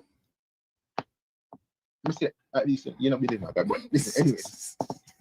So what may I say is, with the weapons that we have right now, right? At least we're using them to the best of our ability. Against better teams, we see where we struggle because we don't have a midfield and that type of thing. But we're not playing better teams as of right now. So we just have to find a way to utilize all the weapons that we have, especially in those wing areas, to kind of get the best result, in which we have done in the Bermuda game. And we wouldn't say we did it in the Trinidad game, but again, we made something out of nothing. And, you know, we'll move on to the next 2 games and in the next window with players coming back, you know? Right. But I see a lot of people kind of nervous in a sense. I'm not really nervous, to be honest. I'm pretty just laid back and take it one step at a time. You know what I'm saying? I don't think now is the time for me to stress. If Jamaica does play the next game and then Missy say, oh, them lose to Curacao or draw, then, you know, we'll make an assessment of that game and then we'll just move on and take it one game at a time. But for this qualifying round, I think as fans, we just need to take it one step at a time, one game, and then we'll move on to the next. We don't need to think about. You sound like them what do they call those people? You know those pre-prepared. Prepared is not the word I'm looking for. Though you know those you have your players talk and they cookie cutter. This one give a time thing. Come on, you can't go up on a limb, man. Oh, come on a limb. Yeah. It's like your manufactured communication. We call it. Yeah. So like when Arsenal did not try to race and soccer would have come like 3 matches or 4 months and say just one game at a time when they like 6 points behind Manchester City. You can't say that because you know nowhere close in front of it. Your team can't say that, so we don't say you can't say that. But go ahead. But yeah, so and I know that the Gold Cup wasn't a good show for us, but I'm kind of past that right now. We just have to look ahead to the future. But let me ask you this, right? Because you said that about 6 or 7 players coming into the team September, right? No, this is 6 or 7. I cut that down to about 3 or 4. We only had 1, and I didn't predict that one either. All right. So let me say something. Right? So call it in them. So Cameron Archer, and Max Aarons, and then the kid from Brentford, Henry. They were supposed Max Aarons and Cameron couldn't come because they didn't get their papers yet. And then I don't know what the story was with Henry. I don't know what the story is with him. But he was the closest. I don't know what the story is. But as for October, like I've heard that Max and those guys might join. So if they join, is good. Were they in Jamaica? They were in Jamaica to pick up their papers? No, I'm not sure. I'm just saying that's what I've heard. That maybe for that next window they'll be available. But if they are available, then for me it's good quality in depth and just places for competition. No, I totally agree with that. Totally agree with that. And then when you make changes, you're not worried about the person coming in is good enough. We didn't have that this time. All the people who came in contributed. K-Roy contributed. Nicholson contributed. So the bench did a good job, actually. I don't know if you were the person that said it or was someone else. I was watching a different program, but they said that, which is true, with me watching the game as well. When the substitutes came on, like Dixon and Carey, the game for Jamaica didn't really drop to an extent. If anything, it didn't drop it. It got better. I think it got better. I think Dixon contributed well both ways. Yeah. Yeah. And I think Dixon, he's looking better and better. I think eventually Dixon will be starting in the team. Maybe not now. Did you hear my prediction tonight? What was your prediction? That the Jamaica forward, subsequent to the World Cup, maybe 2 years after that, is Whisper, Dixon, and Cadamarteri. Yeah, I mean that's a brilliant front three, because Whisper is one for the future. Come back already, him score 2 goals or something like so. Dixon took a step down, been performing well as well. And as I said, my striker Bailey, right? So take him at United, but now make him go and develop now. Best in the contract of region, right? Same better than your forward, right? Of course. Him better your forward. Better say better your forward. Which one? The one with Ghana, Italy, and the one you just buy from Germany the other day. Why not impress me at all? No, early. No, he's not getting a chance yet, man. But the one will leave. Him look like him run a giant up. Look like him run a giant up. You can't talk about giant up when going first. We can run a straight line. But listen, as for Bailey, right? I would have never take Rasmus Holland playing for Jamaica. Never, ever. So for me, I'm telling you, Cranky, we can all agree that kid Bailey, as much as you see him at Sheffield Wednesday, man, I tell you, Cranky, you see from see the man take the first touch on the keeper in the Bermuda game, even though he missed, you can just see it, say, oh, that you would have ball. I'm disappointed in you. That's the play where you say, yes, him at the ball. The kid go back for the kick by the field, and everything when him do in that first game apart from score. From him start play, but if the pass him get him when him hit the ball, and I just hit the ball a while, and I might try to hit the ball to somebody. But watch out, the first moment of that game that was exciting for Bailey was when him take it down and grow on the keeper. You get me? I say, yeah. That was the real first moment in the Bermuda game. So I say, when we see him do that, as much as I see him miss, when we see him do that, I say, oh, and everybody can do that as you see it. So No, it's like a Suarez type control over the top. You bring it down in one motion and go by the keeper. Yeah, right? No, he has control. I'm saying for that big ball, so I'm sure him learn to play. Fast, and if you look at his build as well, how tall he is, right? You remember back in the days, you have them tall strikers were kind of slow and, Yeah. This one can actually move. He can use his body. He can, body off people. See him take the goal against Trinidad. Well-worked goal. Go across the face of goal. Strength, power. I tell you what, people don't see that goal enough. Say him fake out the defender, right? The first one. Yeah, him fake left and then go right. Yeah. Because of the ball was bouncing, right? So it's the defender then stop. Not really stop. But he had to pivot into the way I go, and by the time if he come back, it was too late. But He's a very good footballer. It was so obvious. The very man, good footballer. as much as he seemed never have a lot of opportunities in that game against Trinidad, you see that goal when take Ranky, he coming like the man utilize the pitch better than enough man who been a play on the pitch from a long time ago. Like him. Yeah. But here's the thing, he was getting a lot of criticism from, the man somebody at Jamaica on a radio peers program. Me and man, I feel him call them attack. But the kid that talk about say, oh, man who missed goal, this and this and you just said to yourself, just shut up. Frankie, I've seen the best strikers. This was like it's nothing. No, but the way he was talking about the kid and then them talk compared to Warner Brown. And Warner Brown was injured, by the way, which we kind of learned a little bit late, right? Warner Brown probably would have started if he wasn't injured, to be honest. You think so? I think he probably would have started before he was injured. Yeah. Damn. Yeah. I think he probably would have started. But now I saw you go in sports, But you miss your chance, you get replaced, and the rest is history. I was watching a video today, right? Big YouTube channel, and they were saying the best two. They were talking about the best footballers from each country in North America. So they reach Jamaica. This is for 2025. Them say Leon Bailey and Warner Brown. Really? Yeah. They don't watch Jamaica football enough. But that's it. Still. Big up. Yeah, man. Bless. Thanks for the call. Yeah. All right. Leon Bailey and Warner Brown. By the way, people, I have somebody in the text that said something about me being. I have to mention Bailey tonight. I'm concerned. I don't like to talk about Bailey a lot because people have this misconception. I don't like Leon Bailey. So if a player habitually, continually, most times don't play well, he has to get called out. If he play well, he might get him flowers. No play well, he'll get called out. That's a great under 18. We don't focus on people who are under 20 for Jamaica because they now get playing a U team. So let me still focus on them. We hope that at some point in time they get called into the team. What if England call him up? Fidua. He can't get called by England now. First of all, he can't get the England team. Can play for Sheffield? There's nobody playing outside of the Premier League that I know of is in the England team. That would be weird, frankly. Think about it.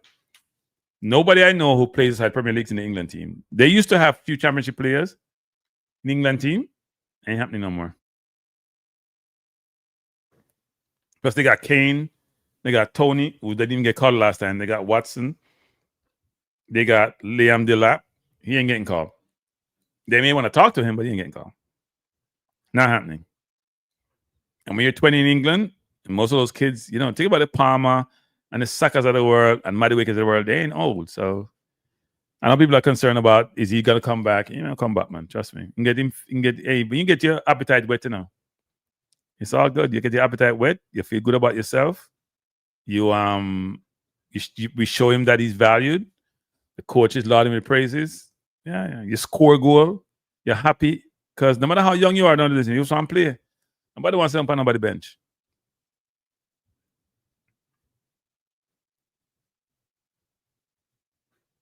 Okay. I didn't know. I don't follow his brother actually, so I don't know. But I know Bailey went through a lot to get his papers, so he wanted to play for Jamaica. A lot to get his papers, a lot. I understand he went through a whole lot to get naturalized. So I don't think he would go through all that problem just to not play.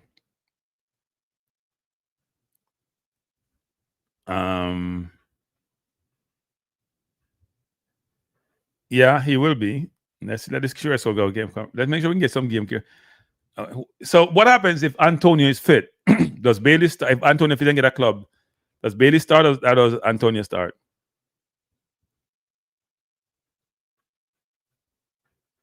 Cranky not coming back. I want to say it from the other day. Yeah. You want to bet on that Dean Fraser might come back, man? I thought young talented players didn't want to play for Jamaica. All people stop talk foolishness. Yeah, well, the people who make it were in that narrative, and the same people who don't want to play them. Young players don't want to play. If you have 14 of them who put them people as a player, get them citizenship, and then JFF not call them. Call a bunch of balls and can get 15 love. Of course. I think everybody want to go World Cup. I know Anthony want to go to the World Cup.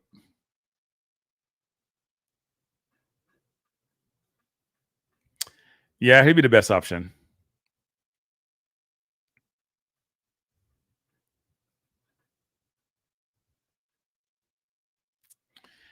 Yeah, I would be surprised. You know, I was thinking about people. I was thinking about players who got pursued and who played for England and now is in this region. So if you think about Balogun, who born in the US, played for the England U teams, got pursued by the US for 2 years to come play for the US, came play for the US, scored the other day against Japan, but hasn't hit the ground running. And Cadamarteri came in, played for England U team, come play for us, and looked like the real deal. So, and Balogun played well in the French league the year before Arsenal sold him. He scored about 20-something goals, if I'm not mistaken, or double-figure goals. So it's a tough region to play to get acclimated in. But a kid like Dr. Water coming in. DJ Geek says, currently live, since you grilled the coach about how Dixon gets out of a Campbell. Now we got start. You got to go get next press conference and ask him how mother says don't get called up work too. I am not going to people. May I stop with the press conference? I'm not giving too much hard time about that. And I'll go back to my press conference. I leave people alone. I don't want I'm getting on a fight with Simon and Simon go chew me out and kick me out in press conference. So I'm going to leave the press conference alone, people. Now I go back on my press conference. People say me I try. The last time people say me I try to shoot the coach, so I now go back on my press conference. I'll leave it alone. I watch them afar. I don't want to get into any confrontation. I don't want to be told that are being labeled as a disruptor or a hater or somebody who's just trying to show the coach up. Because that's not the objective. And I was told that YouTubers influenced the Ravel decision way back when. I was told by a good source. And I thought it was a good decision in terms of Ravel coming to the team. I know people are saying Ravel old and can't play, but no, me feel I can't walk in a Ravel shoes. Sorry. Apart from maybe Hayden, frankly, to be honest, because I like Hayden. Bless up Jargons. No, that's not what happens. Warner Brown played well for Jamaica when he played, right? Injuries sometimes are a problem for you, and he got injured. And a new player come in and played well and looked like the real deal. Got size, physicality, understand the game. So yeah. No. I'm not trying to be a rebel rouser. That's not the goal now. The goal is to ask the question that people want to know answers for it. That's the question. Or not to ask those. Because here I gotta ask you guys a question. Don't you get frustrated when they have somebody from the JFF asking questions and they throw away questions? It's almost like insulting our intelligence. I'm sorry. I just don't want to watch those nonsense. I want to ask questions that are incisive, that are thoughtful, that are strategic, that are inquisitive, questions that are penetrative. We want questions people want to know about. They want answers for. You want perception that people have that you have or that you may not have thought about that resonate. And you're like, yeah, that makes a lot of sense. If you ask them to throw a question, you're just like, stop. No, put it in the notepad. Coach, how you feeling? Coach, how things go on, coach? Some of the questions you're just like, really? And I hate to be, yeah, man, the cliche question them, yeah, Rob, yeah, Zebib. Cliche question them old and tired star. We don't want to hear them. That means you're not doing your homework. That means you're not watching the games really well or how the team's been playing. Right? Like the questions about midfield are fair questions. Coach of midfield has been a challenge. I know the coach don't want to show up his players, but coach of midfield has been a challenge. We haven't done it, okay, in the midfield. Coach, none of the midfield have done XYZ. We played Trinidad in the Unity Cup, they dominated the midfield. We played Guatemala.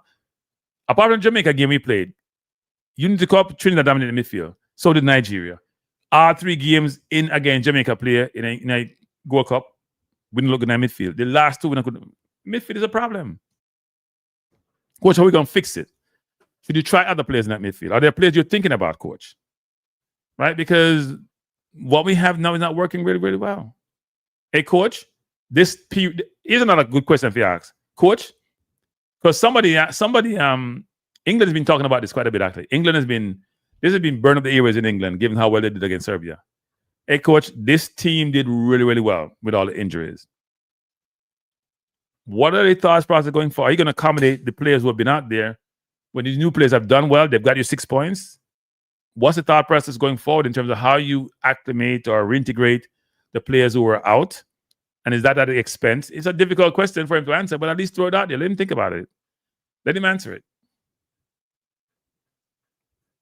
Our coach, You know what? You may not have you thought about anybody in your team who's playing right now, that 40-some people you had selected initially, who you believe could do a good job in the middle of the park? Don't you think you need option in the middle of the park? Right? Are there players in playing different positions who you believe are the attributes to play in the midfield who you're considering? Because I do think we need to, I don't know, a lot of the time we play the same profile for the players. It's not the best. It's the same profile. And that profile doesn't resonate in terms of your ability to have people who can control a game and are comfortable on the ball. That's not the case for the Jamaica team. And I'm concerned about Curacao because they have a lot of good players. That kid Chung that plays for them, he looks really, really good.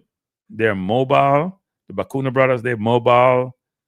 They play well. They have good control. I watched the highlights of the Bermuda game. I think they were much better than Bermuda. You know, Bermuda scored 2. And they scored 3 good goals. And they did get a draw in Trinidad, even though I heard Trinidad was a better team in the second half. I didn't watch that game. So my hope is that we get everybody back, then the coach can figure it out. I just hope we get everybody back. They're all fit. Coach figure it out. Why let me see comments about Bailey Logic? I don't know. Everybody feels about McClaren is coming.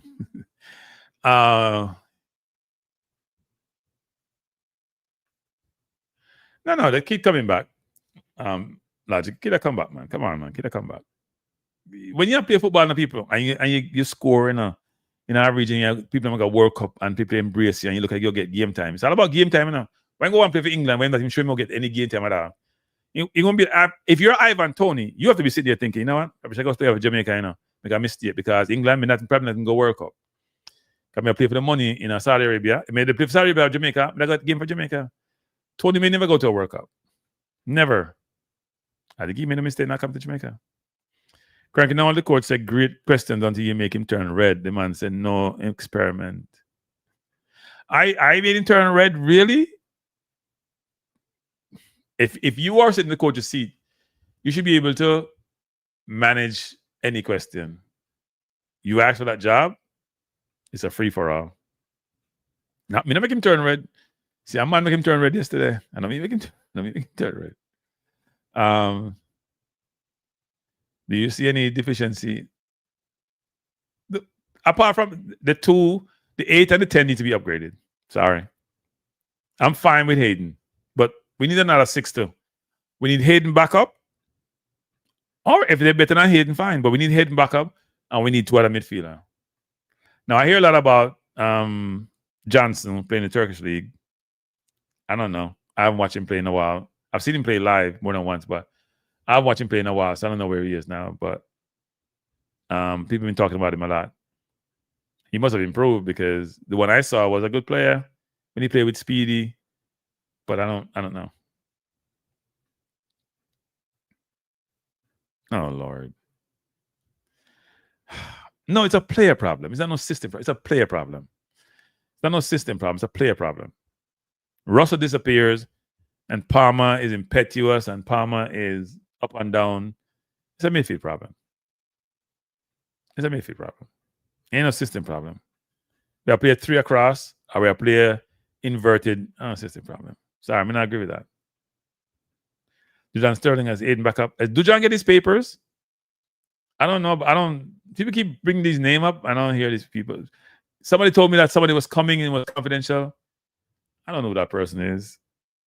You don't want to bring in 101 people, but you want to bring in people who are going to make a difference. If we're bringing in, better than what we have, then don't bring him in. He ain't going to the World Cup to take no penalties.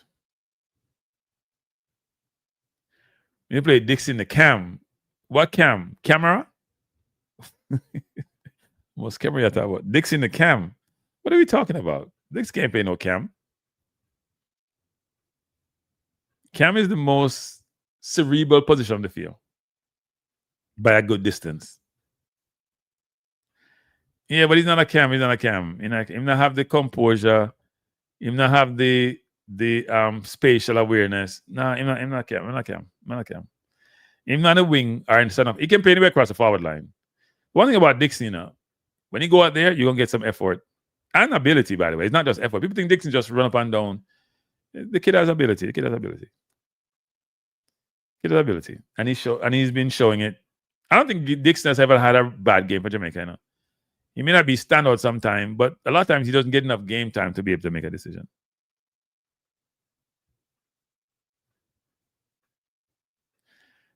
The team not playing the ball through the middle. The coach can't tell. The coach can't control Richard King when he might make 5 of 25 passes long. That's not just the coach. So why is King making 5 of 25 and Low, who normally goes long, is 2 of 4 and 2 of 4. Say 4 of 8 in 2 games, and King is 5 of 25. That's King going long. Sometimes there's no reason to go long, and him go long.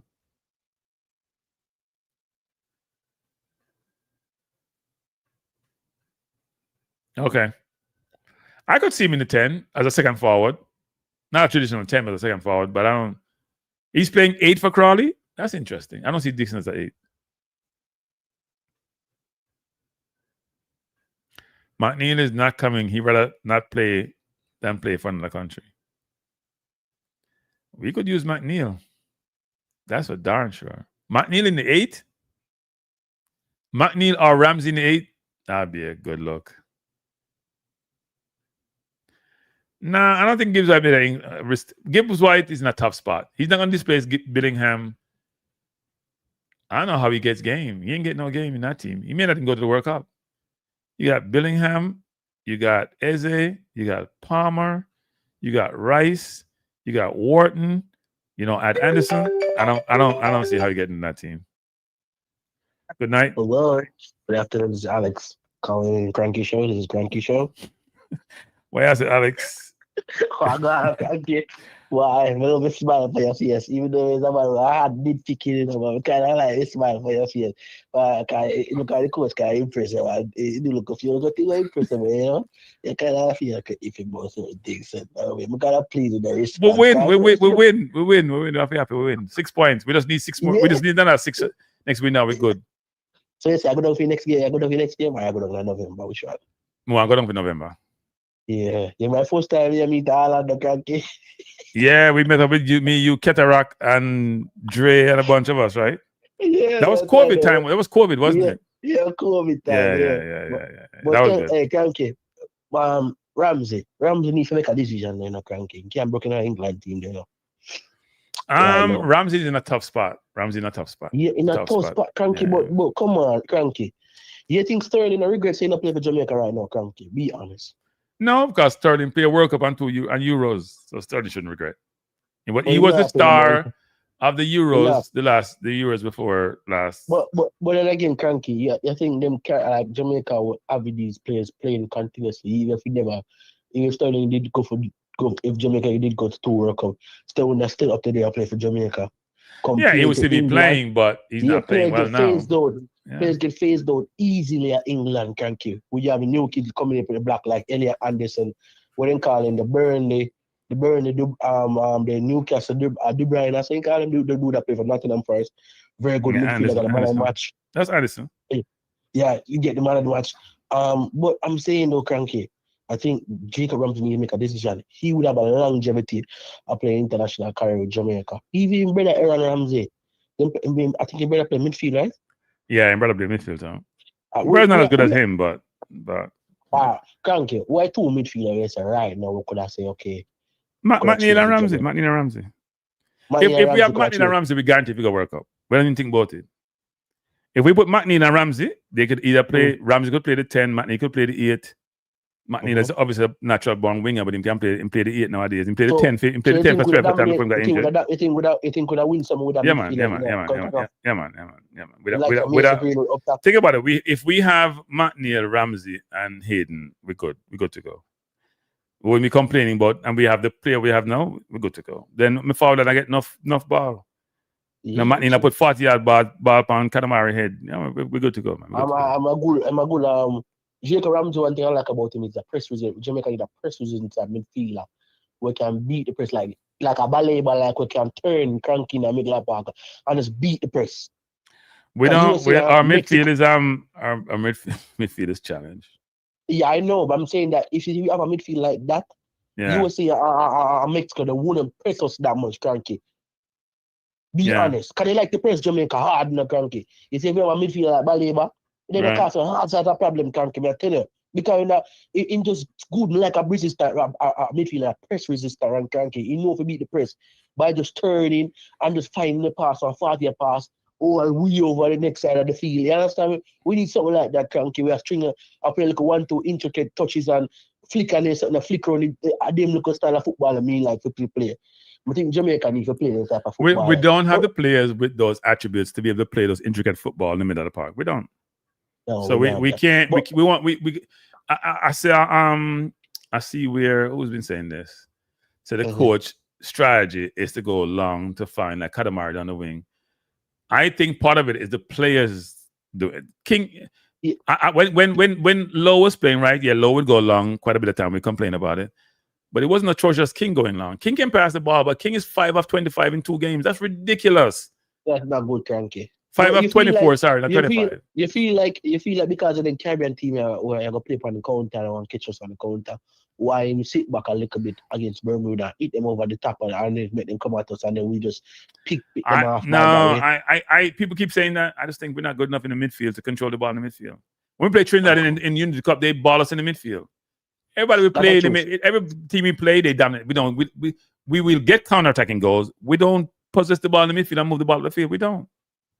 Yeah, that's true. That's true. Right, Trinidad players with a second team in Unity Cup and they dominate the midfield. We play Guatemala in the Gold Cup. We play Guadeloupe in the Gold Cup. We play Panama in the Gold Cup. It's the same thing. What you say about Guatemala in the stadium, though, when they dominate that. When Guatemala dropped 8 of their players or 7 of their players, I made us look good. They played possum. And we walked away. I was at the game. Right now, Mexico. Haiti recruit next year. I'm gonna push you next game in the next 6 points. You know, I think Haiti can go. What do you mean Haiti in our zone? What do you mean? No, I say no. It's after the topic, but I'm saying Haiti. They look like they can go to the World Cup. You watched the game last night? Yeah, I watched the game. That third goal they scored. That was brilliant.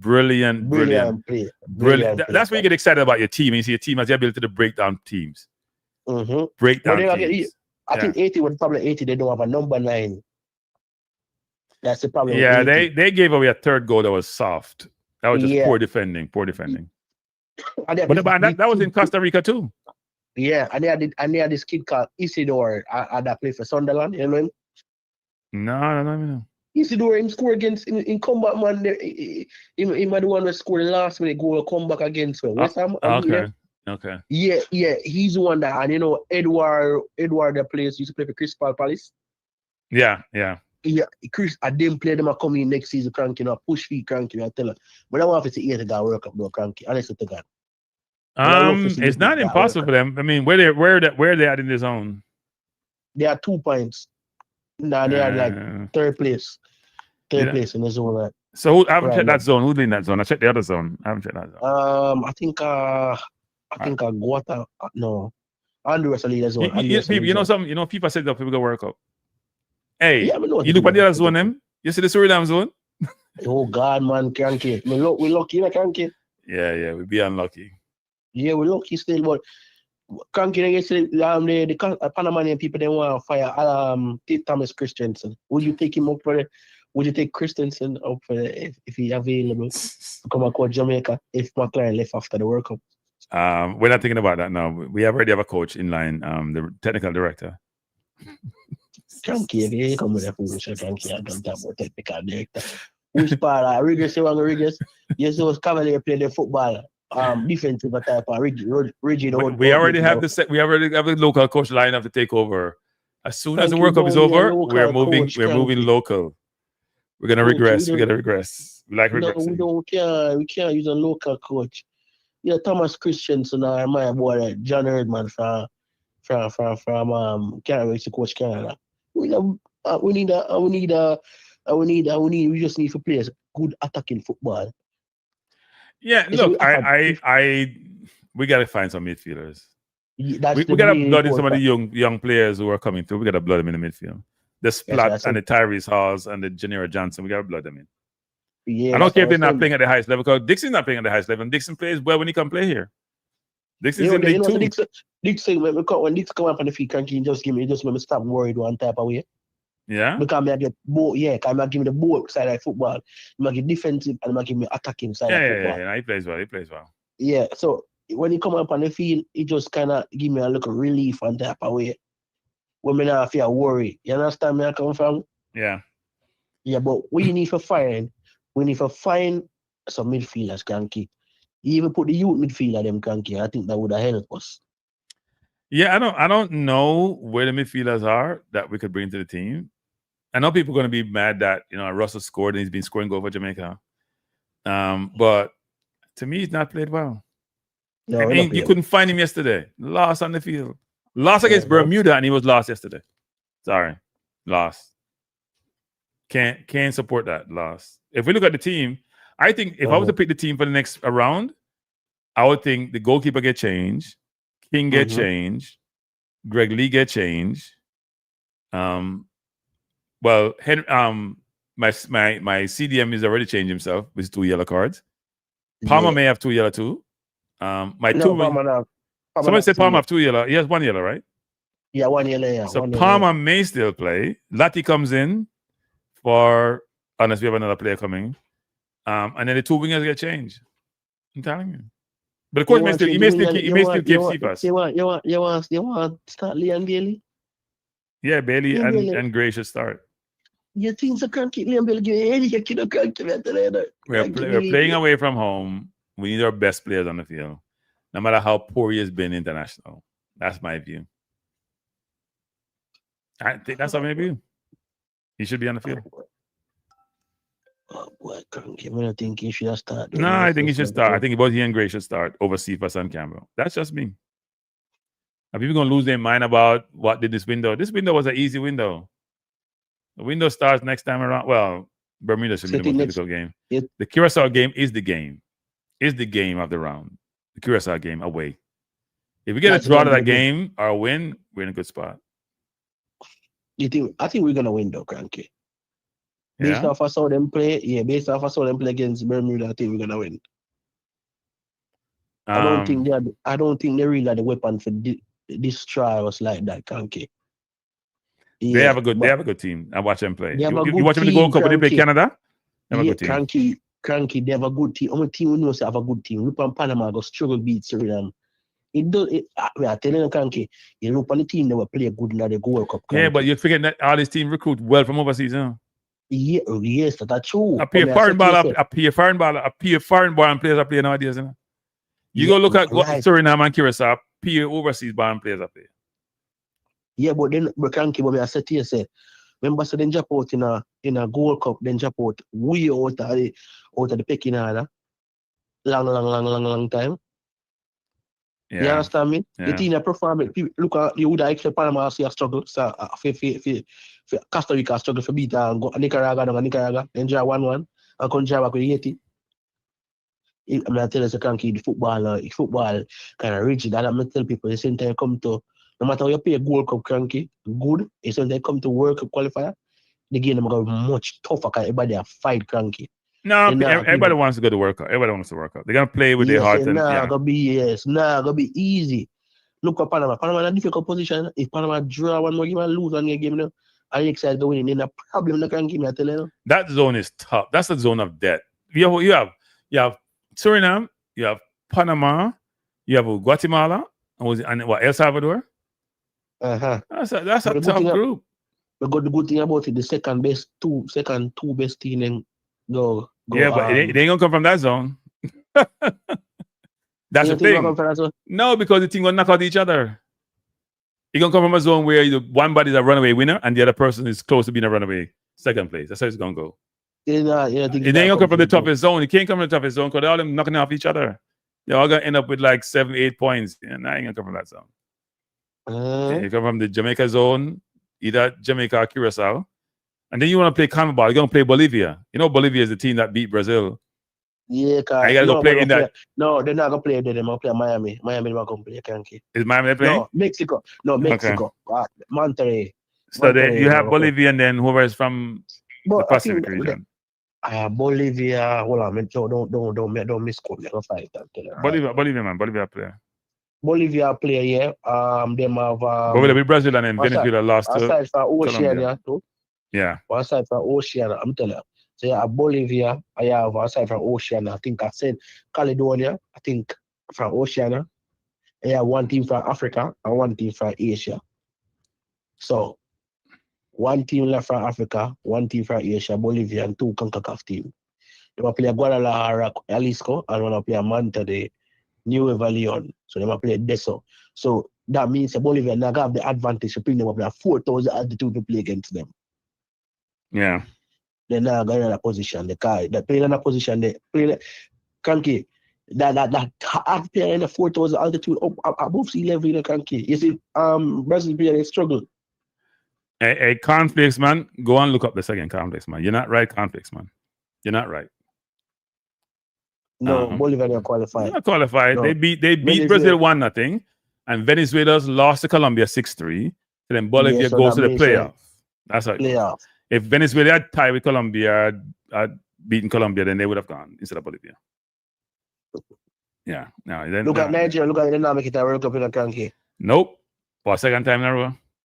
Even all the players, them have a country about 300 million people. Them can't make World Cup. That's sad. And they have a lot of good players. Algeria finally go back a World Cup in a long time now. No, it's tough to get the World Cup from Africa, you know.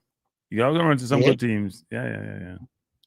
Yeah, Bolivia's in the 7th spot. Yeah, they're going to be in the playoffs. They're going to play. We think Trinidad can beat them still. Really? Yeah.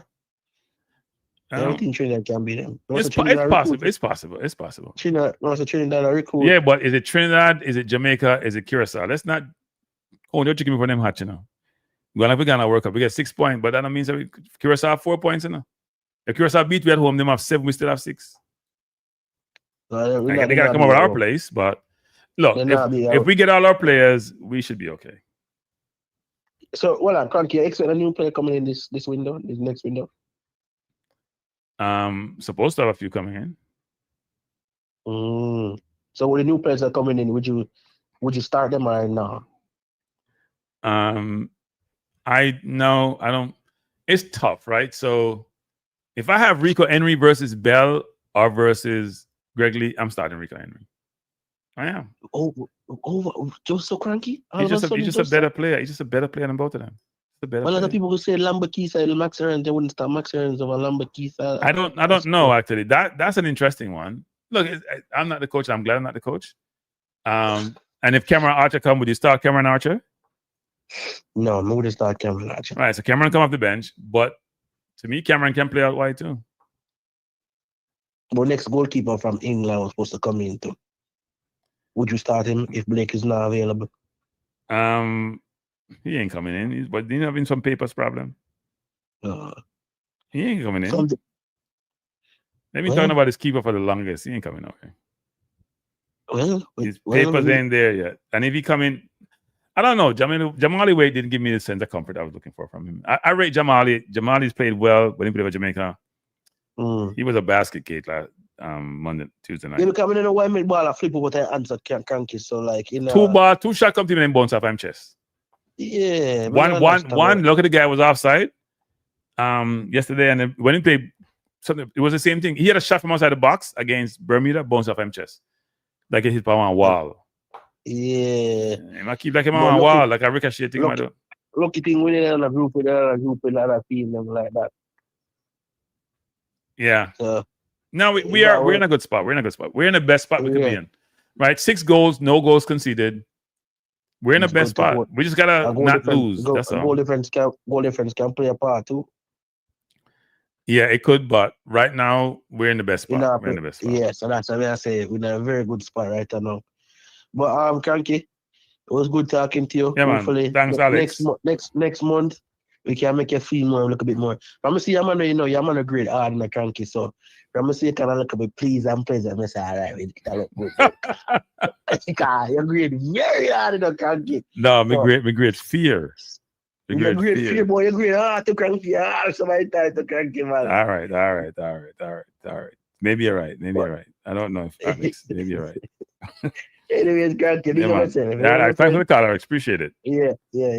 All right, people. That was Alex.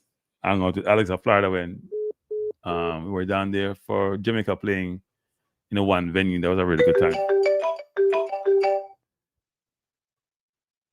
Good night. Who am I speaking to? Hello. Yeah, Cranky. Yes. Yes, Cranky. Who am I speaking I to? have some questions. Anthony. Yeah, look, Anthony, we're talking Guinean people. Go on, Anthony. Go ahead, question. Yeah, man. Yeah, I'm kind of curious about this Reggae Boyz team here and this Trinidad team, right? Mm-hmm. So I'm not a soccer expert, but I try to read between the lines when it comes to certain things, right? Yeah. So this is a question more, if Jamaica youth basically a second line team and beat them, that means it's a more difficult for them beat to the next game then, right? I don't think so. But see, I disagree with the second line thing that we keep espousing, right? So let's take a step back and think about it. We are missing about 8 to 10 players, right? But most of the players in this team have played before and played at decent. So Jamali Wade has played before, but he hasn't played consistently because Blake is always in the goal. Both King and Lowe have played quite a bit of late. Greg Lee's in natural replacement for Bell. Lambakis has played a lot. The midfield we have is the same midfield.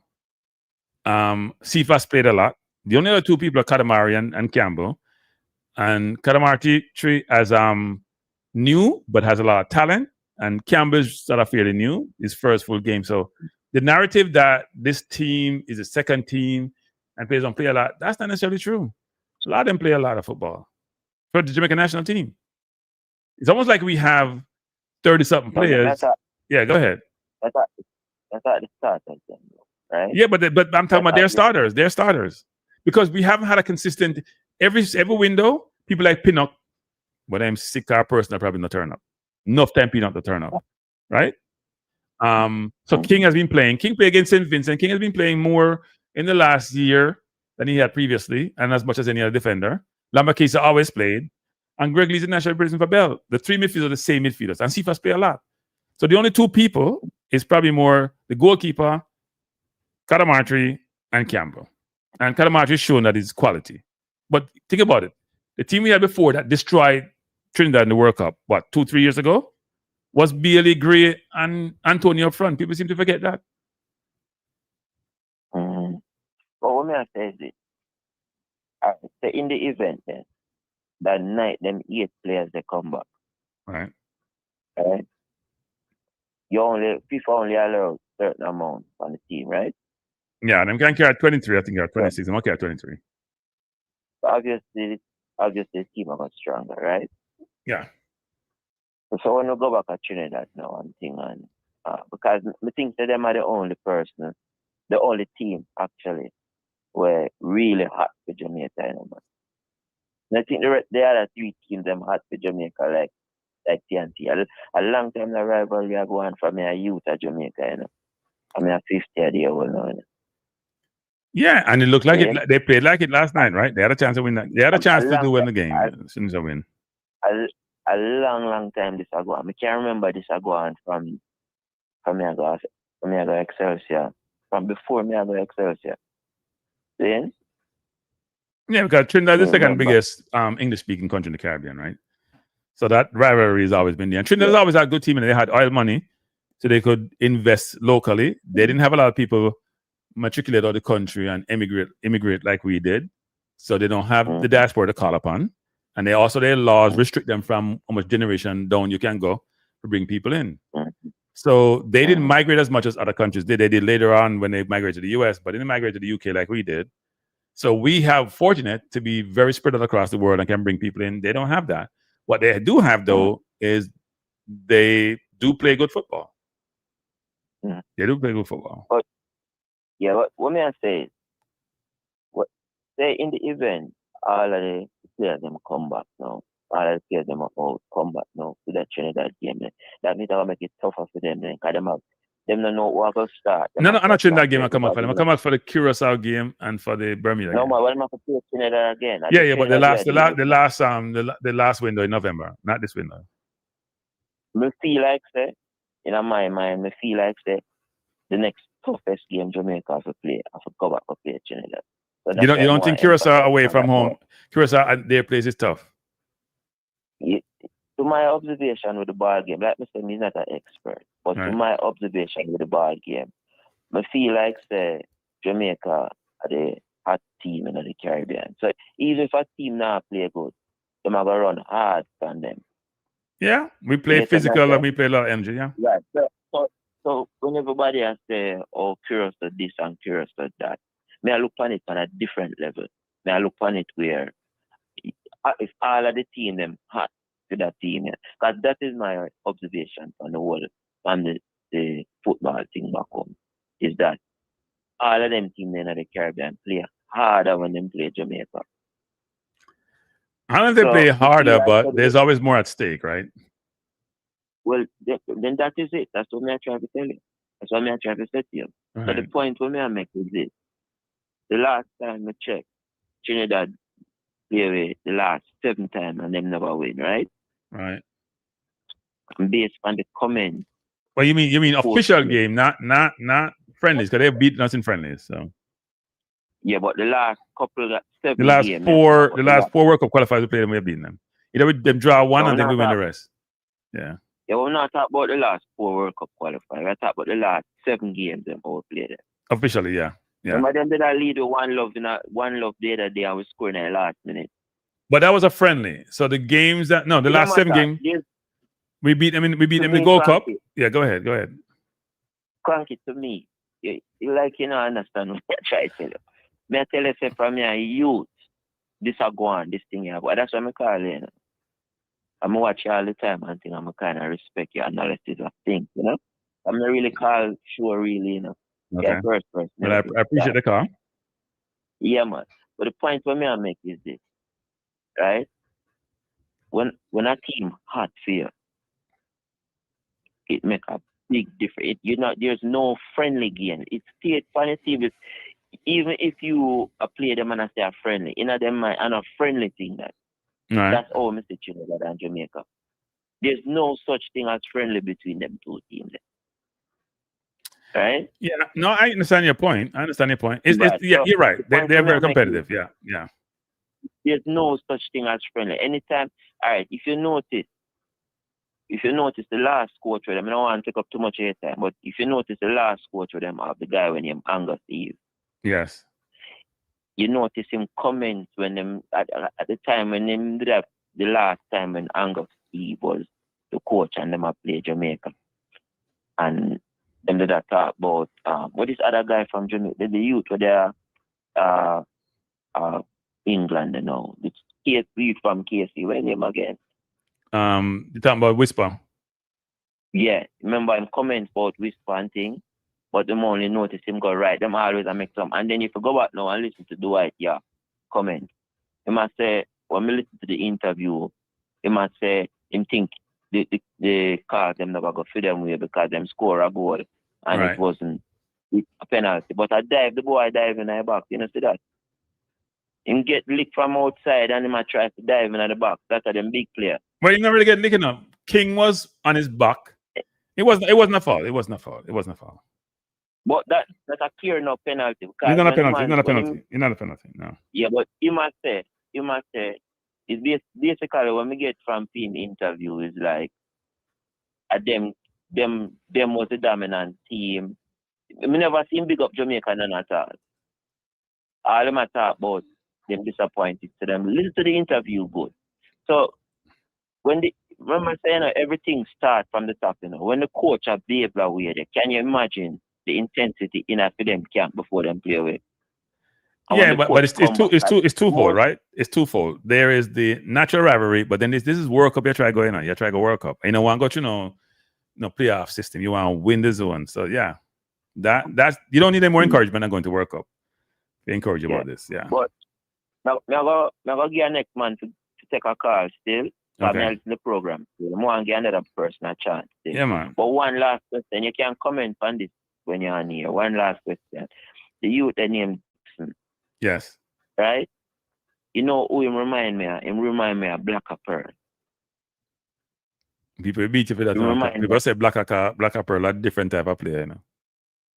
Him remind me of Black. Yo, me and Black used to go to school together, Excel. Yeah, but it doesn't. Black have legendary status. You know Boris Johnson? No, I don't know Barry, but I know Blacker. Me and Boris Johnson, Gregory Harton, and them man, the whole of we used to go to school together. You know? Okay. Yeah, man, the whole of we used to remember this. I don't know if you remember in them days when the Excel did that play stats when them did smoke up whole for weed and lose. The Manning Cup final. No, I don't. I can't recall that. I can't recall that. I can't recall that. Yeah. Yeah, man. From them time there. And next man we here and Carlin and make you know what. But you remind me, right? What a very good player. I wonder if them can't find no more time for him. I remember when the man come on the field, the man lift up the crowd, play some nice ball, you know? No, he's he got more time than he normally get, and he make good use of it. He's gonna be the coach's plan going forward. He's always been their plans anyway, but I think he hasn't embarrassed him. He hasn't done anything to hurt his chances to be part of the 23. I like him, trust me, I like him attitude. He's a vibe, but he make me lift up the crowd good, you know? Yeah, man. No, I mean, look, he's a locally produced player who went to high school in Jamaica, played well, scored a lot of goals, played JPL for a little bit, got his move overseas. When he comes on the field, he gives everything, and he deserves the accolades he's getting. Well, I'm not busy with nobody wants, but I see a lot of Black Pearl tonight. Trust me. Black Pearl are different, man. Black Pearl come up. Black Pearl are different, but Black Pearl come up foreign and come play for my team one day. I play at Bronx. One game him come play, and him shift a man and he shift the entire crowd. Now Black Pearl are different. Black Pearl are different player. Black Pearl are different player. The man shift the entire stands and people don't stop making. Nah, man. When you come at Bronx, come play, when the stadium sell out. Nah, man, good player, man. Good player. Black was a good player. If Black had a different attitude, he great. Yeah, man. Want the next man a chance to call in. Come here there, enjoy your program. Respect every time and keep up the good work. Yeah, man. Thanks for the call. Appreciate it. Yes. Good call. People, we soon close on the program now. Because, you know, we get seasoned and old, as I'm saying. But first of all, we all should leave the football in this window feeling very good about ourselves and about the team. And wait, I forgot to mention this. This is important. Now, I know the stadium wasn't sold out in Jamaica, but I understand we had 25,000 people in the stands. Now, if you watch the future of Jamaica football over the last 3-4 years, back in COVID when nobody could turn up, that's a big difference, right? They came late as usual. Well, no, they were on time. They were about 35 minutes into the game when they started pouring in the stadium. So they went up on time, Jamaica time.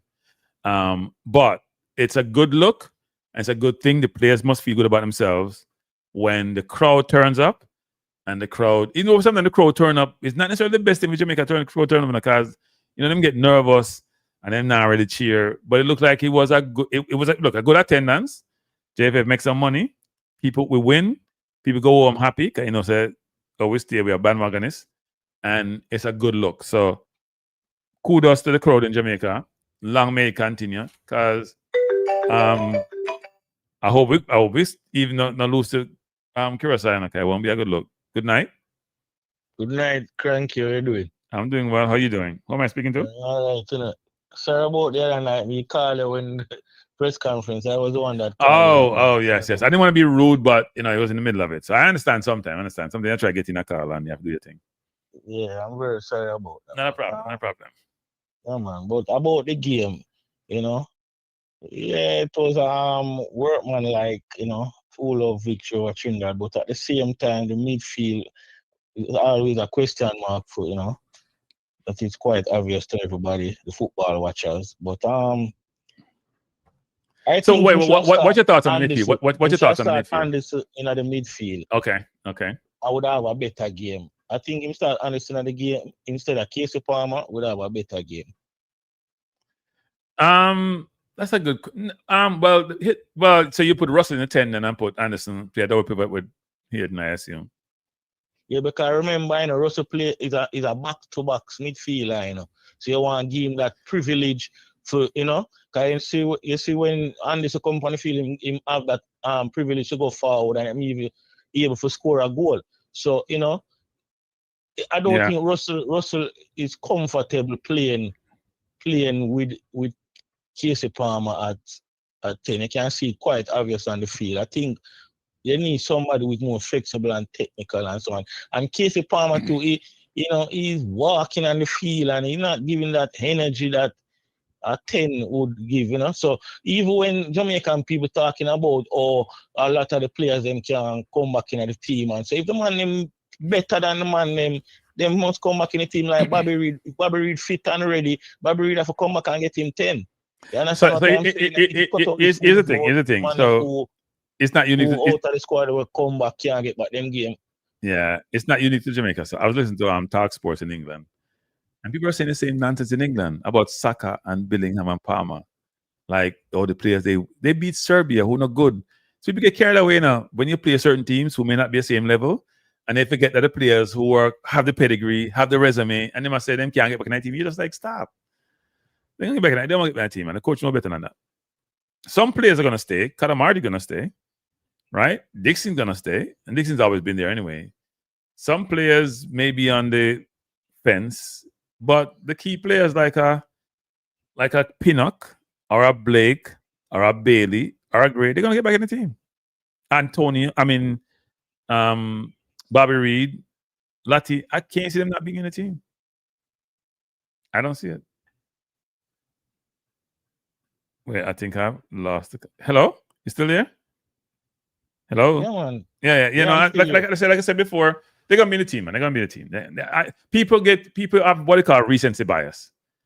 It's all about the no one and feel good, and they must say the money can't come back.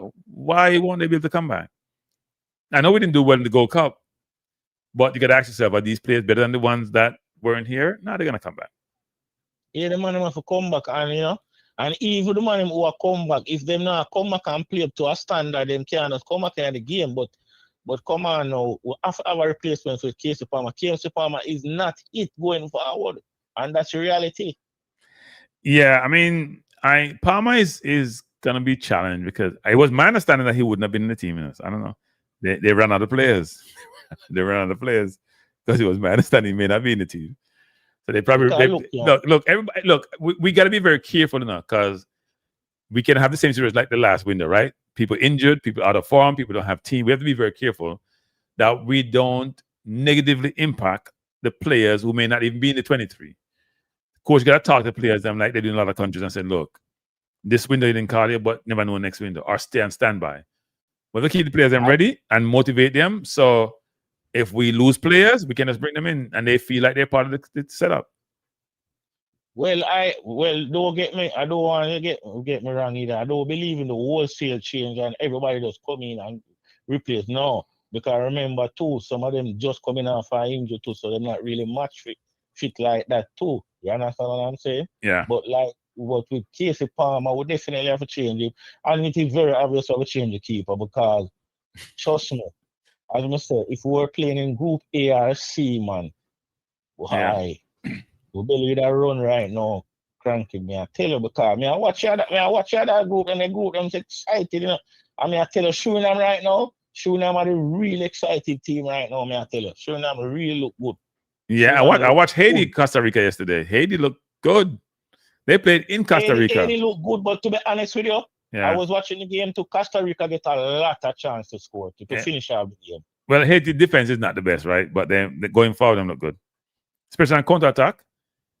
Costa Rica look good though. It's interesting. We got the easy zone. Because Costa Rica get a lot of time, especially in the first half. They should have at least 4 love. Okay. Because them get you from blank range. Well, I started watching the game late second. I think I was. But now, like 80 keeper keep them in the game too. 80 keeper is very good. But Haiti scored some good goals. The last goal them score. Yeah, he scored. Yeah, that bicycle kick. Yo, that is a. Not bicycle kick. The one where they break the back heel. The back heel. The back heel pass where the man scored from the last goal. That's the third goal. But they had a build up from midfield. Haiti play good football. Everybody has to step up. Right now, CONCACAF is the weakest out of the whole regions, but CONCACAF has step up. It has step up. Yeah, no, I mean, football is getting better, and everybody want to go to World Cup. That's the thing. Everybody want to go World Cup. Everybody is recruited. Everybody's trying to get the best players. Everybody realize what's on the line. It's both money, it's pride, it's visibility, it's nationality. It's everything that suggests, you know what, we need to be there because the world stage, we got to be part of that. And we are a big country. We may have small number of people. We are a big country. We need to do that. Well, you know, one next thing to what we cranky. Why the Curaçao game are going to be tricky for we also, you know, is an artificial field we're going to play upon. Well, there's two things to that. Yes, I agree, but also the ball bounced through, so it's a little bit different than playing at the office where you can't even dribble. So Cephas couldn't dribble yesterday. The ball bounced up. But you're right. Some of the English players don't like to play on artificial turf. In fact, sometimes they big out the game. So we'll see what happens in that game. But no, what me that suggest is the coach smart enough, them use more na AstroTurf and train on it for a few days. Yeah, it's kind of tough. AstroTurf tough to play, but no. I used to play a lot about AstroTurf. No, AstroTurf no, tough, man, man. it can injure, it can mash up, man, and mash up a free season. But what I'm saying is that them can get some little practice on the more na AstroTurf. Yeah. But do you want to practice anything? Familiar-wise with themselves with it. Well, it's twofold, right? You could get familiarized and get hurt. So the question is, do you want to take that risk? You're probably right. They probably need to go on it, just get the bounce different on the feel, because it feels different. It feels different. But these AstroTurf are different from the old ones. That's why it's tricky. But me don't understand why FIFA would allow this in a qualifying artificial turf. You know, I don't know. That kind of, FIFA should look into that. I don't think that's fair. Yeah, well, it is what it is, right? We gotta play in it. We gotta get the best team we can, go there and get a result. We have to get a result. It's gonna be a tough game. We gotta get a result. We can't afford to lose. That's the thing. I want a win outside, but if we get a draw, give thanks, because as you say, it's kind of a question mark with that. As they say, with the AstroTurf and the English players, them not accustomed to it and all these things, and it is very prone for injury. You understand? Yeah, so, yeah. It may work both ways, because Curacao playing it more. Those Curacao kids, a lot of them are from Holland, right? So they get knocked, but they've played on it more than we have more recently. But they also probably are not used to AstroTurf either on a regular basis. But you see, and the next thing also, I don't want all of the program, but the next thing also is this. Football is a very funny game. You know? Look how we flag Bermuda, but Bermuda, them Curacao fight, you know. Yeah, but Curacao was a better team, but you're right. They gave them a fight. I did watch the highlights of the game, and yeah, they gave them a fight. They gave up a lot. I never expect the game to end like that. Me expect it would be a blowout. Yeah. That's the normal expectation. But no, Bermuda has some players, you know. They have some. The center forward is good. There's a few decent players. Their defense is not the best, but they have a few decent players. And they got chance. People forgot they got chance. They got 3 clear-cut chances against us, 2 clear-cut chances, 1 half chance. They just didn't hit the target. Yes. Yeah, they got 2 clear-cut chances against us. So we look. We shouldn't. Every team in this zone or in this last part of the competition have gone through a qualification round and are here based on merit. So we just need to take every game seriously. Curacao game is a big game for us. Biggest game of the round to me. After Trinidad game, because Trinidad's a rivalry game. And if we can beat Curacao, then I think we all will breathe easier. Because we should be able to beat Bermuda at home. Yeah, definitely. We're not worried about Bermuda at home. I know so that is, you understand? Yeah. As oral used to say soup. Because we put the dumpling and the spinners every night already. So Lord. We're not calling no soup. Not calling no soup. The game is a very tricky game. You understand? Yeah, man, it's a tricky game. The Trinidad game will hopefully supposed to have all our squad and all of the main players them fully fit to that Trinidad game. Because we know them will come back for we, you know. You understand? With blood in their eye. I think they were missing up a few midfielders, weren't they? I think they were missing a few midfielders in the last game. You understand? 2 charges or something. So yeah. I was supposed to seal it off with Curacao ending and all those things. But what I'm saying is this, though, Cranky, is that even moving forward from the qualifying from the World Cup, we don't want Jamaica just going to the World Cup and just taking up space. You know what I'm saying? We want at least leave us some. No. We're thinking too far ahead. Let's not get there. Let's not go there. We're not going to say we can't start talking about that when we get there. Because here's what's happening. Here's what normally happens. It happened with Simonis. It happened. Everybody keep talking about how the team blend and the team chemistry and team do this and do that, and everybody forget that when we get World Cup, Trinidad in bringing Giel, in bringing Powell, in bringing Sinclair. So we know what people are talking about, right? In bringing new players coming and want to compete. So everybody want to do. So when we go World Cup, same thing gonna happen in my view. You know maybe less so because players are coming now, but same thing gonna happen. You know why we bring up that Cranky? Because look here now, this leads to another question when we want to ask: is it fair for when the qualifying over Macy Greenwood and all these players that the JFF aspire to bring into the squad to just come and represent Jamaica when the other players then do all the work and get us through? Well, I mean, everybody will go back to 98. Was that fair? Life is not fair. Life is not fair, right? Or let me tell you what. Some fans will not accept Mason Green coming in, given they believe that he dissed us. Some fans won't accept it, but some fans won't care. They only want to win. They want to compete. I'm gonna say win because going to the World Cup is very different. They just want to compete. They don't want to go to the World Cup and make up numbers. They want to compete, and to compete, you have to have the best players. So fans, what they do for a club team, they don't really care. They don't really care about the players. All they care about is winning. They care about themselves, which is the pleasure they get from winning. So some fans will not accept it. They'll be very upset. The players who get affected negatively will be upset. But the coaches and the management have to do what's best for the country and for the team, which is how do I put the best team on the field? And some they may decide that, you know what, we gave you an opportunity to come in, you didn't want to come. Or they may say, you know what, we got to put the best team out there. And if a Ramsey and a McNeil will come and then we want to come play when the World Cup come, you never know. I don't want to talk about Greenwood anymore because I am not happy about that situation. So yeah, because it's a turn off. I'm gonna be real to you. My being personal is a turn off. Yeah, no, I think his situation is different. If you are a player that like you're Ramsey, for example, or you are McNeil who haven't applied for your papers, and now you're gonna apply for whatever reason, that's a different situation than you told the JFF to get your papers. They got it, and you say, "Now come." It's a whole different ballgame.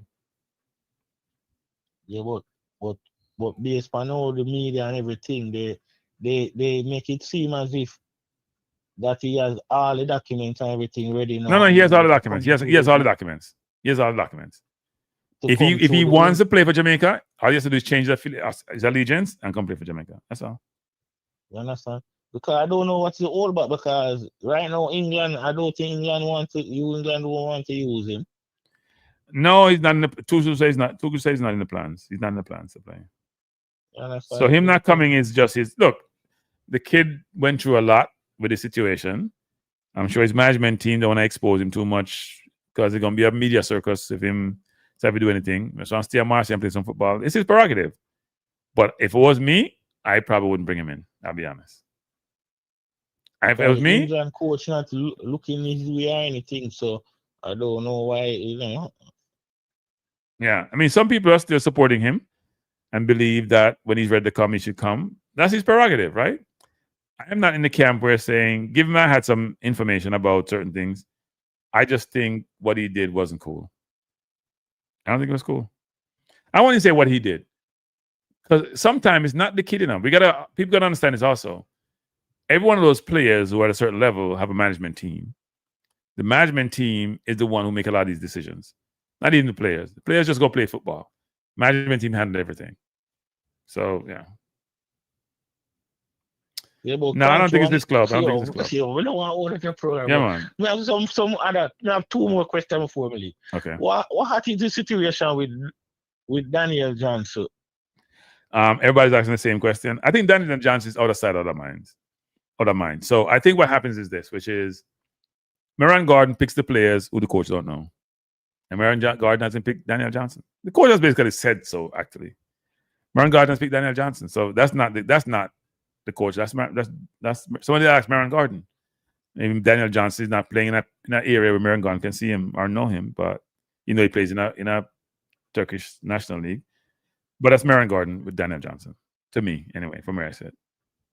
So you don't think he should be in the squad? You don't think I haven't watched him play. Everybody who's seen him play says he's playing well in the league and he's scoring. He's on week of the, he's in team of the week the other day and all that. I haven't watched him, so I can't comment on his play. I watched him play live when he played in the Gold Cup. That was a number of years ago, though. So I haven't seen him lately. But they say he's playing well and he should be considered. But something must have happened there also, because sometimes you have these situations occur. Cranky, we know what happened, man. Because man, if you don't go so in Jamaica, you go closer, It's some feelings thing between him and Speed. That's why them pick the youth. And the feelings thing need to go one side. But I can't comment on that because I don't have any information on that, so I can't comment. But something must have happened because he's not been considered in a while. But then Speedy could say the same thing. Speed don't get called either. So if you ask Speedy, for example, you old, I know you're just over 30, but he hasn't gotten called either. So but the other thing to me about this thing about when McClaren gone, Speed I go take over. Me and my brother always say this. Jamaica need back a South American coach for this type of style of football we'll play. I feel like we need a South American I actually think we need a coach from Spain. That's my view. You understand? I think we need a coach from Spain because when I look at Spain, when I look at our deficiencies as a country, it's in the midfield. When I look at Spain, that's what they're brilliant at. It's not only La Mesa in terms of Barcelona, it's just they just produce midfield. I look at Zubimendi and the Marino from Arsenal. They didn't come from the Barcelona academy. They produce a ton of midfielders, tons. And that's where we were lacking in. I need someone to come coach us to play football. It's the most technical area. And we got to get some Spanish coach to come in. But I would prefer a coach from Spain versus from Brazil. But we need to have a coach who has certain capability, certain relationships, because that's important also to coach a national team. It may be Rudolph who coach him now, because he has aspiration to do that. So you never know. No, but come on now. The Jamaica football and the Premier League level.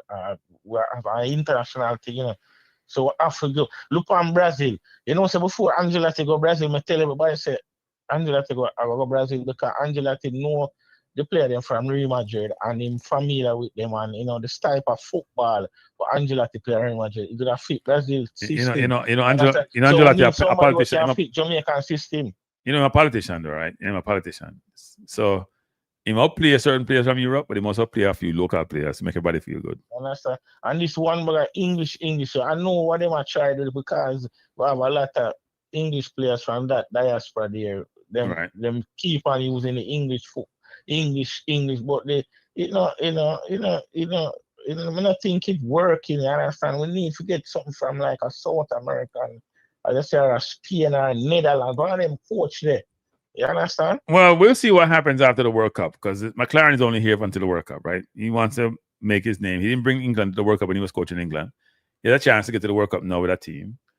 Rudolph is his technical advisor, whatever the hell that means. And the expectation would be that subsequent to the World Cup, he will leave and they have to hire a new coach. They can't say they don't have no money because they won't get money from the World Cup if they make the World Cup. So they can hire who they want to hire. So it's going to be interesting what happens. It's going to be interesting. I think Rudolph can be the national team coach. Awesome. That not go good with me. I'll be real. I know the world, a lot of people in Jamaican public that not go good with them. So that we will hope that not happen. I hope them have come to them senses and come to realization and say, look, football stop a year get. It's a worldwide thing. I would need to get the best person who is competent to come and with the technical capacity and all these things to bring Jamaica forward. We can't come with this JPL type of football and think see everybody in the Caribbean step up in football. Netherlands, Suriname, they might use Netherlands players and they might get coach from overseas and all. Everybody are use different. And I come with them, and everybody have their own football identity. You mentioned everybody are playing not the football, they have some form of identity. Jamaica now have no form of identity, and they have a kick and run and kick the ball and individual man play. Or just individual type of football. I would need a system, another thing. We need a system. We ain't getting no system. What you see is what we have. What we getting. Until we get better leadership, we ain't getting no system. You understand? Everybody have a system. You have a form of identity. You understand? And somebody who can knock the ball and pass it and, look at, we don't have nothing like that in the midfield. Nothing like that. We need somebody like a Whitmore, man. We need somebody like a Whitmore in the mid, man. No, Use Whitmore as the example. More a long time ago, you know. I know so Whitmore a long time ago. If we say we need some, how come never hear anybody say we need some? Wait, how come anybody say we need something like Andy Williams? How come we never hear that? Alabama, yeah, Andy Williams. If Andy Williams, somebody will cash give the two past him, really run after the ball movement, run nice space and boom, score. You understand? Yeah. Yep. We need somebody like that. We vitally need somebody like that. Yeah, we'll see what happens. Yeah, my last call for the evening. I'll have my last call for the evening. We'll close it down. Yeah, man. Appreciate the call. Give thanks and yeah, man. Up, you know? Yeah, man. Thanks for the call. It's a pleasure watching the show, man. I tell you. All right. Knowledgeable, you know? Yeah, man. Thanks. You know your stuff. All right. Appreciate it. Thanks. All right. All right, everyone. We're closing the program. It's late past my bedtime. First of all, I want to say thanks for being here. It was an impromptu show. I was running around all day and I forgot the day escaped me. I'm going to be back this Saturday. I'm doing the Track and Field World Championship, people. If you love track, come sit down with me. Very interesting times. You know, Tokyo is about 12 hours ahead. So it's either early morning or late evening. So it run. You know, middle of the day thing. So it should be good, though. I'm looking forward to it, actually. And it starts Saturday. So I'll do a thumbnail tomorrow for it. And come join me, man. If you don't do nothing and you want to enjoy some track and field. Jamaica look good in the 100 for men. Women kind of tough. Women kind of tough. I wish we had both Clayton sisters running the 100. I know that Shelly's there and Sharika is there and Tina is there.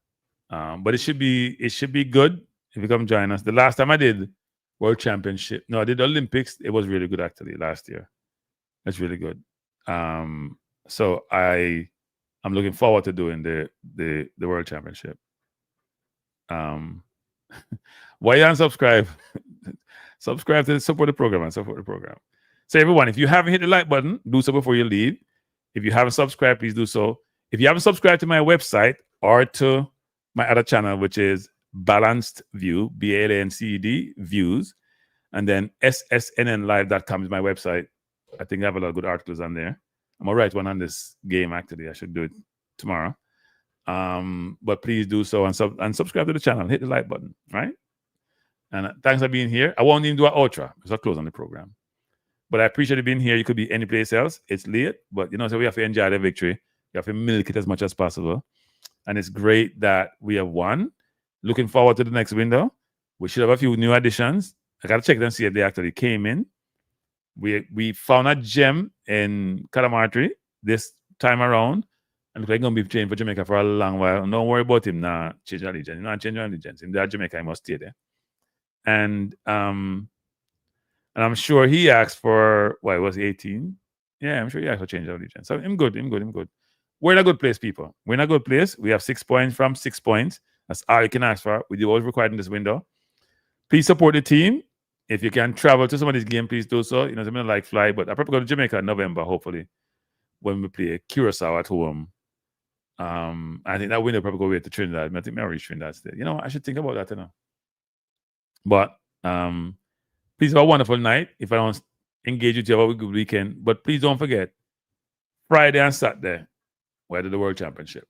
So see you then. Peace out. Have a good night. Later.